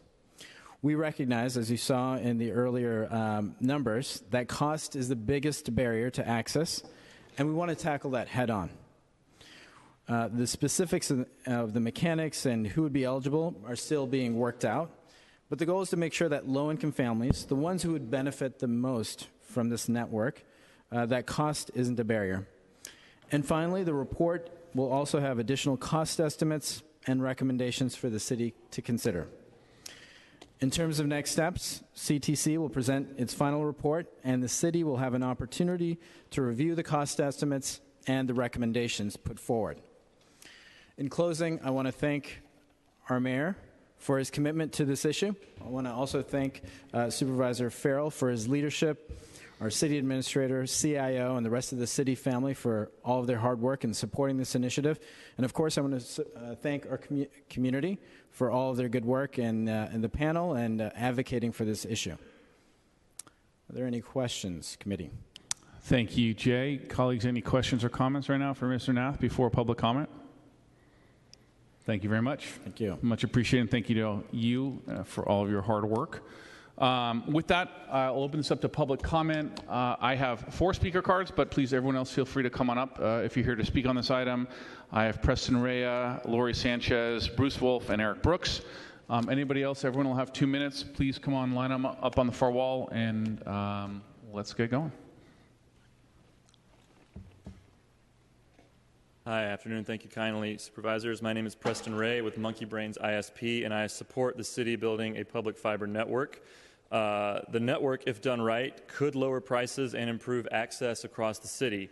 No doubt the city will want to build fiber in business-heavy areas where prices will be high for fiber. However, if the city would work with ISPs while they're building the network and focus on the areas and communities that most need internet service, they can help close the digital divide better than aiding and subsidizing construction to market rate housing of businesses. The city's own reporting, as pointed out by Supervisor Farrell and Eric Marr, found that 100,000 city residents cannot afford an internet connection at home. Investing in infrastructure in the right way, in the right places, is crucial to helping them get online and not cementing the digital divide while there's an interest in pulling fiber. And the risk of insufficient or obsolete infrastructure does not sit with the public right-of-way alone. Monkey Brains has been in multiple renovated housing buildings that are currently under renovation through the RAD program, where the incumbent provider recommended no update to the wiring infrastructure within the walls, or recommended only pulling a single strand of fiber instead of the more widely in use Cat5 and Cat6 copper, leaving residents and affordable housing buildings locked in to one provider. A proposed strategy with the city to help close the digital divide is to pull fiber to the main point of entry of every single affordable housing building in the city, and then to provide subsidized service mainly to affordable housing buildings that have Cat5 from the main point of entry into the tenant units. This simplifies an ISP's installation and allows us to provide more service and gives the city an incentive to invest more in the right infrastructure for their housing developments. We strongly recommend the city to mandate all renovations and construction under its power should require running Cat5 wiring to the units. This practice is standard in new construction, but is not happening by default in low-income housing redevelopments in the city. This locks people into using DSL technology for another generation. We look forward to helping all San Franciscans get online with the city. Thank you. Thank you for those comments. Next speaker, please. Thank you, Mr. Chair, supervisors, for hearing this issue. My name is Bruce Wolf. I'm representing PublicNet San Francisco Coalition and the Haight-Ashbury Neighborhood Council. Fiber optics is an old technology that will outlive many of us as a stable and sustainable medium. In the 80s, I personally explored it in car stereo installations in my first of many businesses. I was and still am Hank's representative when we embarked on Clean Power SF in 2004, and then Tom Amiano and various other supervisors to where we are today. Fully embrace of a program now implemented in a much-needed time of climate change. We joined then with other technologists and interested parties nearly at the same time in seeking to bridge the digital divide after City College had pulled a large bundle of fiber optic for the people of San Francisco over 40 miles around the city. It was then rebranded as Digital Inclusion, to which then Mayor Gavin Newsom sought to launch an all Wi-Fi type of system which would have been obsolete by the completion and launch. Many of us technology and industry professionals knew this, but tried to convince him to redirect his focus on this new fiber network to no avail. Then Supervisor Tom Amiano launched an effort to bring fiber to the premises with the start of the Sewer System Improvement Program, some at extensive lengths throughout neighborhoods. Much politic and pushback ensued, to say the least. Our vision for a public internet got stalled. Sound familiar? A few others tried their hand over the same decade, even to include undergrounding electrical grid wiring to replace the aged aerial utility lines. This effort also to no avail. Jump to 2014. The Dig Once ordinance was introduced to require that just the empty conduit, the pipe, for fiber to be installed anytime streets are dug up. At the 11th hour, it was amended to be voluntary with no funding again. Here we are once again. I want to thank Supervisor Mark Farrell for stepping up, and Eric, I won't call you Supervisor, and I really hope that it becomes increasingly Can I ask that Mr. Wolf continue his comments? Thanks. It becomes increasingly clear that market forces are healthy and always at play. And at this time, because we're having such pushback, people are complaining, it's really important that this has to stop. And we are asking for courage and bravery of all the supervisors and the mayor and all branches of government to come together to bring this important utility to the people to fruition before the market forces has their way again. It's time to light up San Francisco, adding to other states' successes in creating gigabit cities. Thank you. Thank you. Next speaker, please. And Bruce, thank you for all of your hard work on the panel as well. Hello, supervisors. My name is Kylie Hussman. I'm the coordinator of youth development and administration for the San Francisco Youth Commission. Thanks for having me. Unfortunately, we're unable to get any of the youth commissioners, it's summer, to come out and speak on this issue today, but wanted to let you know that the Youth Commission worked in collaboration with Supervisor Farrell's office, and we collected over 60 surveys from San Francisco young people regarding their experiences with internet issues in San Francisco. We do know that fast, cheap, and reliable internet is important to young people because we know that youth need internet access for homework assignments, work assignments, turning in job or internship applications, etc. And some of these surveys expressed hardships to their school or to their work life when they didn't have access to fast and cheap internet. So this is an issue that is important to young people, and on behalf of the youth commissioners, we thank you for your commitment to creating access to reliable and cheap internet for them. So thank you. Thank you very much. Next speaker, please. Thank you, supervisors. My name is Lanine Umali, and I'm here to represent Compass Family Services. We're really excited about the idea of municipal fiber coming to San Francisco and the opportunities it presents for the families that we serve. It's 5,000 homeless families every year. This is why Compass has partnered with Twitter to provide internet access to our homeless families and also tech literacy skills at our Neighbor Nest. And over 50 of our families participated in this survey, highlighting just how important this would be to them in terms of having greater ease of access to employment and housing services online. So thank you again, Supervisor Farrell and Eric, for your continued efforts, and rest assured that Compass will wholeheartedly support you in the future. Thank you very much. Next speaker. Welcome, Marie. Thank you. Good afternoon, supervisors. Marie Jobling, the Community Living Campaign. In so many ways, San Francisco has embraced this technology revolution and invested in online programs and applications. But these benefits, as many have already pointed out, are not benefiting all San Francisco residents in an equitable manner. A large percentage of San Franciscans lack access to the internet, devices, training, all of which would enable them to participate in the city's technology-dependent community, and that's just not right. This year alone, the city spent a total of $475.8 million on information technology. But how much of this is really being used to bridge the digital divide and help everyone, regardless of age, income, or neighborhood, be fully included? Without this commitment to equity and inclusion, we are just leaving people further and further behind. So as we look to this upcoming study, can we look at it with a lens of digital equity? Can the city plan prioritize folks who have been left most behind? Can it prevent redlining of neighborhoods? Can it recognize the significant commitment of some ISP providers like Comcast Internet Essentials, as well as city departments like the library and DOS SF Connected program? And if we look at the cost of providing gigabit speed, is it also possible to look at reliable connection for those so that everybody has access as soon as possible? And of course, there are tens of thousands of people who cannot afford the fee. There are 26% of seniors are on SSI. That's $900 a month or less. There's no room in their budget for that. So again, we're looking for access for affordable equipment and tech support, access to training, access to job and volunteer opportunities, and a program that really educates people about their options. So what we're saying is please create and commit to a public-private community partnership. Thank you. Thank you. Next speaker, please. Good afternoon. I'm Stevon Cook, representing Mission Bid, the organization that I run, and I'm also a member of the Board of Education. I just wanted to briefly come and share how excited I am that this is being taken on as a citywide discussion, and to talk about how access to the internet is not only vitally important for our schools, but access to hardware so that families have a computer at home is just as essential. As an organization that teaches computer science, we see that in a bunch of surveys that we were just reading that actually were just put together by Google and Gallup that looked at how exposure to technology actually plays a role in people pursuing careers in the technology field. We find that just knowing an adult that works on computers, or young people that have computers at a younger age, are more likely to go into fields that involve technology. And when that connects to African American and Latino students that have access to computer at home, we see that close to 40 to 50% don't have access at home.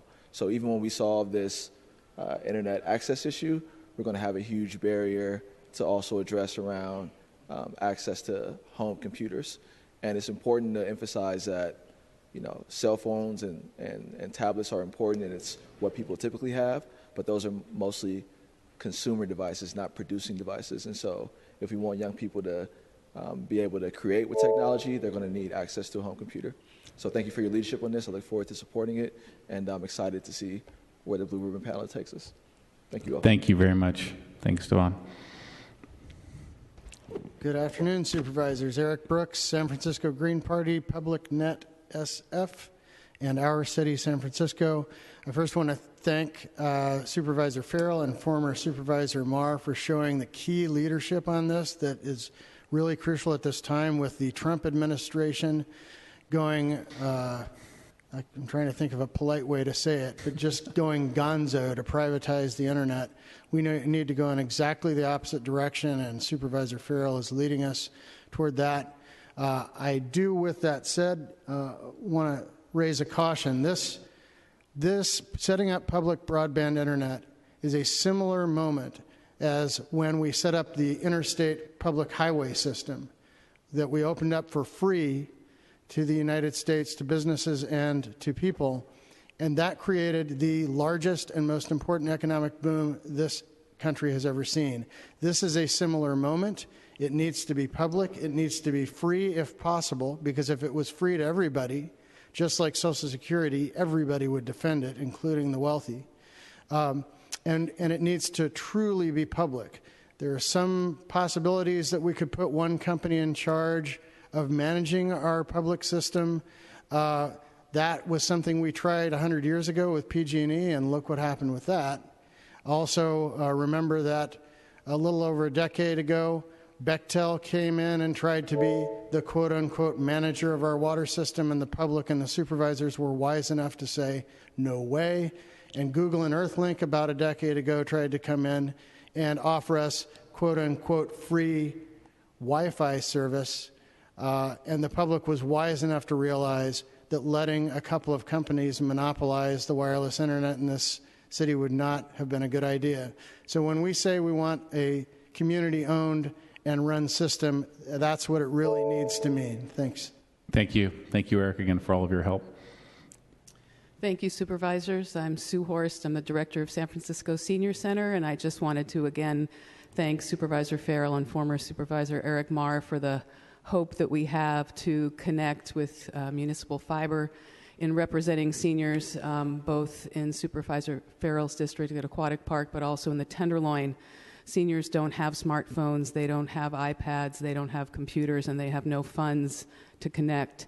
So when they leave our senior centers and our computer labs where they have limited time to utilize our systems, they go home and they are disconnected, and that's when the isolation begins. So where many of us go home to social networking, to our families and friends, many of our seniors are isolated by not having this technology. Thank you. Thank you very much. Next speaker, please. Good afternoon. I'm Lori Sanchez. I'm Director of Operations for Community Technology Network. And many of the things that people have said, I strongly support and I hope not to repeat. The work that we do is in teaching people how to use technology, and generally people who have been marginalized, not just because of their lack of access to technology, but that marginalization is exacerbated by not having access to technology. It's interesting, in Sue talking about Aquatic Park seniors, we currently have a significant problem in that location that relates to their broadband access. So broadband access is really the foundation of people bridging the digital divide, having access to housing, having access to jobs, all these things. So making it something that the municipality funds and manages, I think, is huge in really relating it to equity and evening the playing field and increasing the economic viability and vitality of any city. I think the last thing that I want to say is the notion of it being a utility and how being without access is like having a disability and how much it prevents you from participating in society and all of the functions of daily life. So Community Technology strongly supports this initiative to provide fiber to all the citizens of San Francisco. Thank you very much. Next speaker, please. Hello, Supervisors. My name is Michael McCarthy. I'm a resident of San Francisco. I'd like to sort of pick up on what Preston was talking about from Monkey Brains. First of all, Monkey Brains is just a great model for our city. We should all be very proud of them. It's vital that we really focus on the physical infrastructure. I understand that Supervisor Farrell's office is created an all-star team of smart people who are going to get us to a financing process. But I think we're missing opportunities now to start doing some physical work. For example, as Preston mentioned, there are probably a dozen of the Phase 1 RAD housing sites that did not get any upgrades done. While the Mayor's Office of Housing had asked DT, actually, for guidance over 2 years ago, they never received it. So walls were opened up, cables were pulled, and no work was done to update the physical infrastructure for future broadband opportunities. Right now, the PINGs are also going through the same process, and there's no clear direction to the developer or the contractor about what should happen. And at the PINGs, they're just going to be pulling in the traditional providers.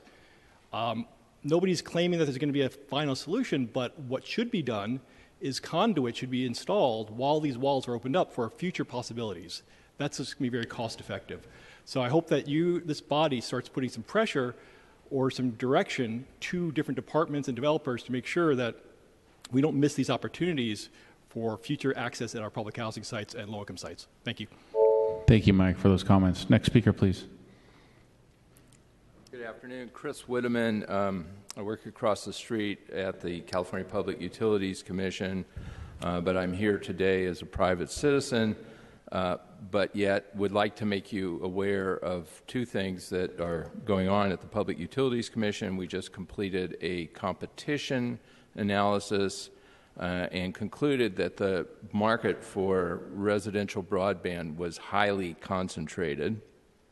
Following that, we've instituted a rulemaking and investigation on poles and conduit. It is a fact that AT&T linemen walk around with a handheld device on which they have complete maps of all the poles, all the conduit, all the manholes, ducts, vaults, etc. The city should have access to that, and we are investigating that at the Public Utilities Commission and welcome the city's participation in that proceeding. Thank you very much, and thanks for your hard work and input on this panel as well. Anybody else wish to publicly comment on item number 7? Okay, seeing none, public comment is closed. I want to thank everybody for coming out today, for former Supervisor Eric Marr, to Jay Nath, members of the public who've been part of this community panel. This today was meant to be an update on what we've been doing really the first half of 2017. This has already been a multi-year project, and we are pushing forward, and there's going to be a lot more to come in the upcoming months here in 2017 and into next year. So really wanted to make sure that we had a quick update here for the board, and again, much more to come. But I could not think of a more vital topic and project as we think about the future of the city of San Francisco and our residents, especially those that are underserved and are not part of our digital literacy today. So with that, colleagues, unless there are any comments or questions, can I entertain a motion to continue item number 7 to the call of the chair? So moved. Okay, motion by Supervisor Tang, and we can take that without objection. Thanks, everybody. With that now, Madam Clerk, would you call items 5 and 6 together, please? Yes, item number 5 is an ordinance amending the general plan by revising the height and bulk designations for the One Oak Street project and making appropriate findings. Item number 6 is an ordinance amending the planning code by revising sheet HT07 of the zoning map to change the height and bulk district classification of assessor's block number 0836, portions of lot numbers 01 and 05 for the One Oak project and making appropriate findings. Okay, thank you very much. So colleagues, quickly, we're going to have our planning department speak on this item. We'll, in public comment, have our project sponsor address as well. Because, however, an EIR was filed on this item, these items, it's going to have to be referred to our September 5th board meeting without recommendation. To be clear, as we remain impartial until that point in time. With that, to our planning department, thank you for coming. Thank you. Good afternoon, Supervisors, Chair Farrell, Andrew Perry of Department Staff. The actions before you today are 2 ordinances to enable the project at 1540 Market Street, also known as One Oak, a zoning map amendment and a general plan amendment.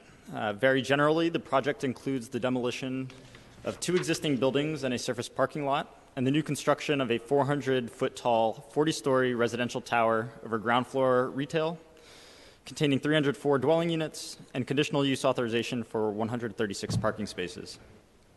The proposed zoning map amendment ordinance would modify zoning map H07 in order to reclassify the height and bulk of the eastern 15 feet of Assessor's Block 0836, Lot 001, from 120-400-R-2 to 120-R-2, and a 4-foot, 7.5-inch wide area located along the central portion of Lot 5 in that same block, going from 120 to 120-/400.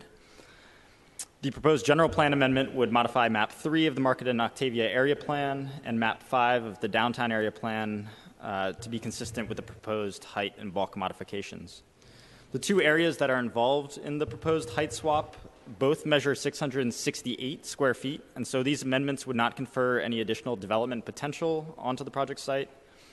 At this time, supervisors, I would like to note that there are minor typos in the zoning map amendment that is before you. On page 4, under description of property, lot 1 should read the eastern 668 square feet, not western.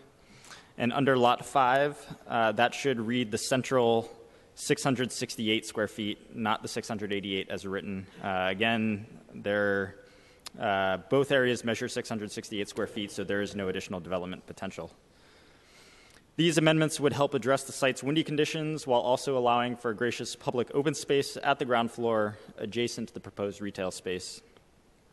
On June 15th, 2017, the Planning Commission voted to recommend approval of both the zoning map amendment and general plan amendment ordinances. That concludes my presentation, but I am available for questions. Thank you. Okay, thank you very much. Colleagues, any questions or comments for planning? Okay. We're going to open up for public comment in a second, and we'll call our project sponsors first. Anybody, any colleagues, any questions or comments? Okay, we're going to open this up to public comment. Mary Murphy is here. Lou Vasquez want to make sure to have a chance to speak from the project team. Great. Good afternoon, members of the board. Barry Murphy, Gibson, Dunn & Crutcher, counsel to the project sponsors of the One Oak project. As Mr. Perry just explained, what's here before you today is just a small technical tweak of the zoning height map and the general plan which attends that. It's just a swap of the 668 square feet from the 2 parcels. If you could just show that, we have an overhead just to show that to you. So it's a little bit unclear. Sorry if you can see this. So there are the 5 lots that comprise the site. And the lot 5 is one that's split in the middle in its zoning designation currently. If you could switch to the next one. So this is the swap. So you see that each of those, the 2 yellow portions are being swapped. Just the heights are being swapped. And as Mr. Perry said, this does not confer any additional development potential. It just provides for a little bit more flexibility architecturally. So if you could just go to the next one. Here's just some basics about the projects. It's 304 units. The project sponsor, Mr. Vasquez, is here to discuss the affordable housing project that this project will be providing an directed in lieu payment for, which is over, we call it the Octavia BMR project. Mr. Vasquez will describe that in more detail. And in addition to the other provisions, benefits of the project will be paying over $40 million in impact fees, which is approximately little over $136,000 per unit.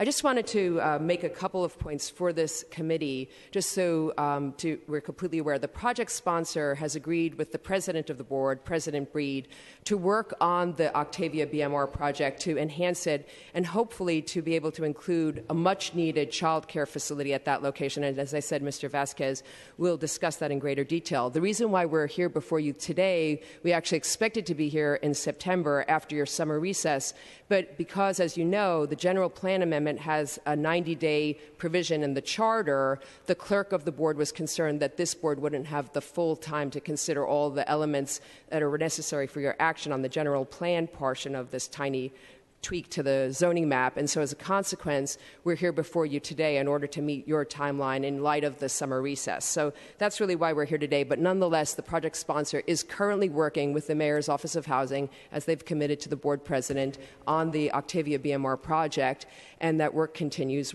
I'd like to turn this over to Mr. Vasquez from the project sponsor to describe that in greater detail. Thank you. Thank you, Ms. Murphy.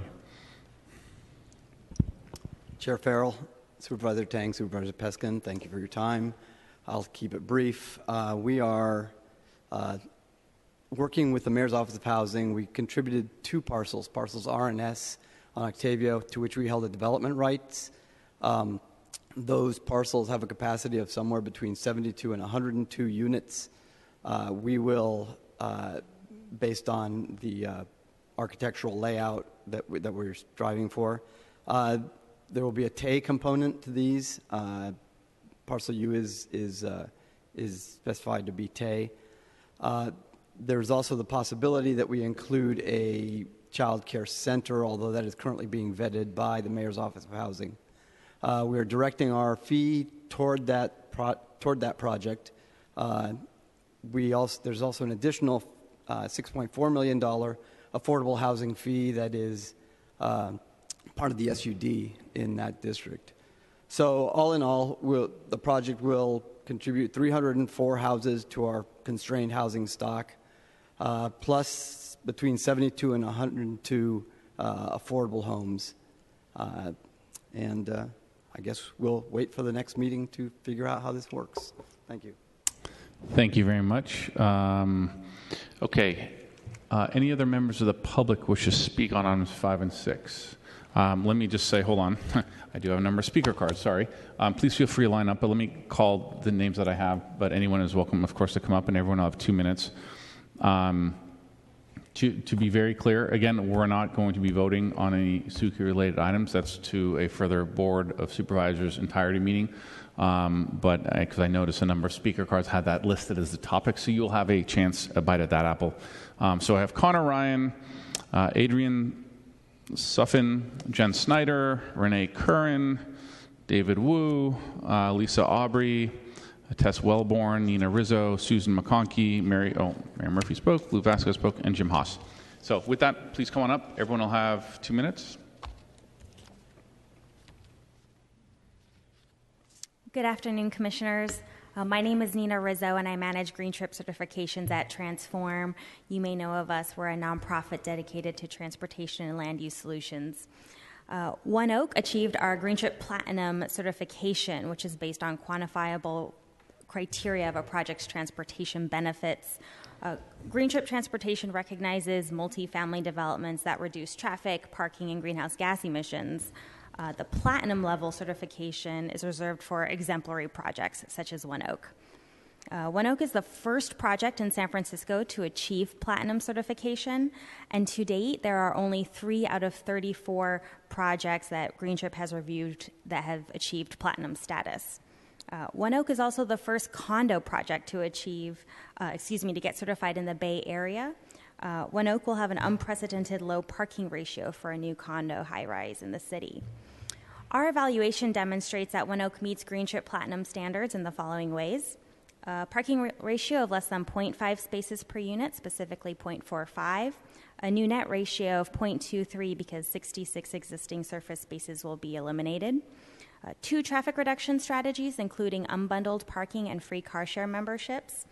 Long and short-term bike parking that meet our requirements, as well as additional strategies worth almost $18,000 per unit, which far surpasses our requirement of $3,000. So the value of all their traffic reduction strategies over 40 years is $6 million. Future One Oak residents will have additional amenities to encourage alternative transportation choices, including 1 bike share membership per unit, annual bicycle tune-ups and a repair room, on-site shared cargo bike and guest bikes, a real-time transit info screen, family transportation storage room, multimodal wayfinding signage, tailored marketing and outreach to residents explaining travel options, as well as a new Muni elevator enclosure and pedestrian plaza. Thank you very much. Thanks. Everyone has 2 minutes. Appreciate it. Next speaker, please. Francisco Conservatory of Music at 50 Oak Street. And I'm here to say that we've been in constant conversation with the One Oak project, and we have successfully resolved issues that we had before regarding parking and drop-off zones, and we're really happy to be in support of the project. We think for Oak Street, anything that involves activation, lighting, people being around, and the potential of the plaza that's involved could really be really beneficial for the San Francisco Conservatory of Music and all of the organizations around that area. So we are here to express support for that. Thank you. Next speaker, please. Good afternoon, supervisors. I'm Jason Henderson. I filed the EIR appeal, and I will not discuss that, but I will say that I think that it is premature to be discussing the general plan amendment. Just one comment about what I heard from the presentation from the project sponsor. It is not a tiny tweak. It is not necessarily adding additional value, but by rezoning, you make value and you transfer value to the private sector. It is a public act of creating value. So I just want to make that clear, and I will leave it at that and look forward to speaking to the Commission in September on this appeal. Thank you. Thank you very much. Next speaker, please. Hey, Jen with Neighbors United. We are really concerned about the One Oak development, and it's our understanding that a CEQA appeal was filed, and that raised a number of really important issues for us in our area across the district. And I really urge the board to wait to act on this rezoning request until after the CEQA appeal is resolved. Thanks. Thanks very much. Next speaker, please. Hello, my name is Connor Ryan, and I'm a member of Neighbors United. And I just wanted to have you visualize that you're building the development right here at a hub where Market meets Van Ness, South Van Ness. You have Fell and Oak. All these streets meet at this particular area. And because of the gig economy and many other factors, you're going to have a potential monster here in this development. So, for that reason, among others, I'd like you to wait until the CEQA appeal is resolved to move further on this. Thank you very much. Thanks very much. Next speaker, please. Hi, Renee Curran with Neighbors United. I'm going to be super brief. Just also here to support postponement in approving this project until the appeal has been resolved. Thanks. Thanks very much. Next speaker, please. Hello, my name is Adrienne Suffin, and I spoke before about a messed up project in the city of San Francisco. And what I want to say is to stay on top of this one and to make sure it doesn't get as messed up as that last one, because that building looks really big and really ugly. And I just hope that some consideration is made for the residents of the area, because it doesn't appear to be affordable housing. And for someone who lives in that district, and having new residents, I just really consider the ramifications of this project. Thank you very much. Next speaker, please. Hello, my name is David Wu. I'm a resident here in the city. I'm also with the group Neighbors United. I just wanted to echo some of the comments that have been made, that I'm here to say that I'm very concerned with the proposed One Oak development, and I understand a CEQA appeal has been filed, raising several issues, and I urge the board to wait to act on this rezoning request until after the CEQA appeal is resolved. Thank you. Thank you. Next speaker, please. Good afternoon. Tess Wellborn with D5 Action. Yes, please do not move forward anything on the general plan amendment until the CEQA appeal has been resolved. Thank you. Thank you. Next speaker, please. Good afternoon, supervisors. Rob Poole with the Housing Action Coalition. I just learned about the CEQA appeal, but I'll speak as if a decision would be made today. So we do support the project, and let's take a step back here. We have a very prominent intersection in San Francisco. It's next to a future BRT line, a Muni line, and a BART line. And it's a surface parking lot in a 2-story building with a donut shop at the ground floor. And the proposal is to build 304 homes and activate the street and make it safe for pedestrians, and to fund permanently affordable homes in Hayes Valley about a half-mile away, a project that otherwise would probably not be able to get built given the lack of state and federal funding for such projects. This project is also going from making a big jump down, big leap down in terms of the parking provided for residents. I know it's not what everyone wants, but to my knowledge, the lowest parking ratio of any high-rise condo in San Francisco is 0.75 for the whole building. This is 0.45. This is a very big step in the right direction for positive parking policy in San Francisco. We do support the minor zoning modification to allow for the design that Bill proposes today, and I guess we'll see you in September. So, thank you. Thanks. Next speaker, please. Good afternoon, supervisors. My name is Lisa Aubrey, and I live in the Upper Haight. I am here representing Affordable Diviz. We have over 500 people in our membership, and I'm very concerned about the One Oak project as proposed. It is my understanding that a CEQA appeal has been filed, raising several very critical issues. I urge you to wait to act on the rezoning request until after the CEQA appeal is resolved. Thank you very much. Thank you. Next speaker, please. Good afternoon again, supervisors. Eric Brooks, San Francisco Green Party and local grassroots organization Our City. So a few years ago, Our City led a tenacious, and that's a kind of mild term for it, battle to preserve San Franciscans' access to the California Environmental Quality Act and the discretionary review process. We made a few concessions in that process, but we held on to that. Approving this project change before the California Environmental Quality Act appeal is heard is premature, so I would like to join the citizens that have come up here to ask that you not do so. Also want to just speak in general on the idea of raising height limits and then to the affordable housing that's included is off-site in some kind of deal somewhere else. Under the planning department housing element, we've been told repeatedly that this city needs not 25% affordable housing, but 60% affordable housing in all new projects to meet its need. We're not even remotely close to that.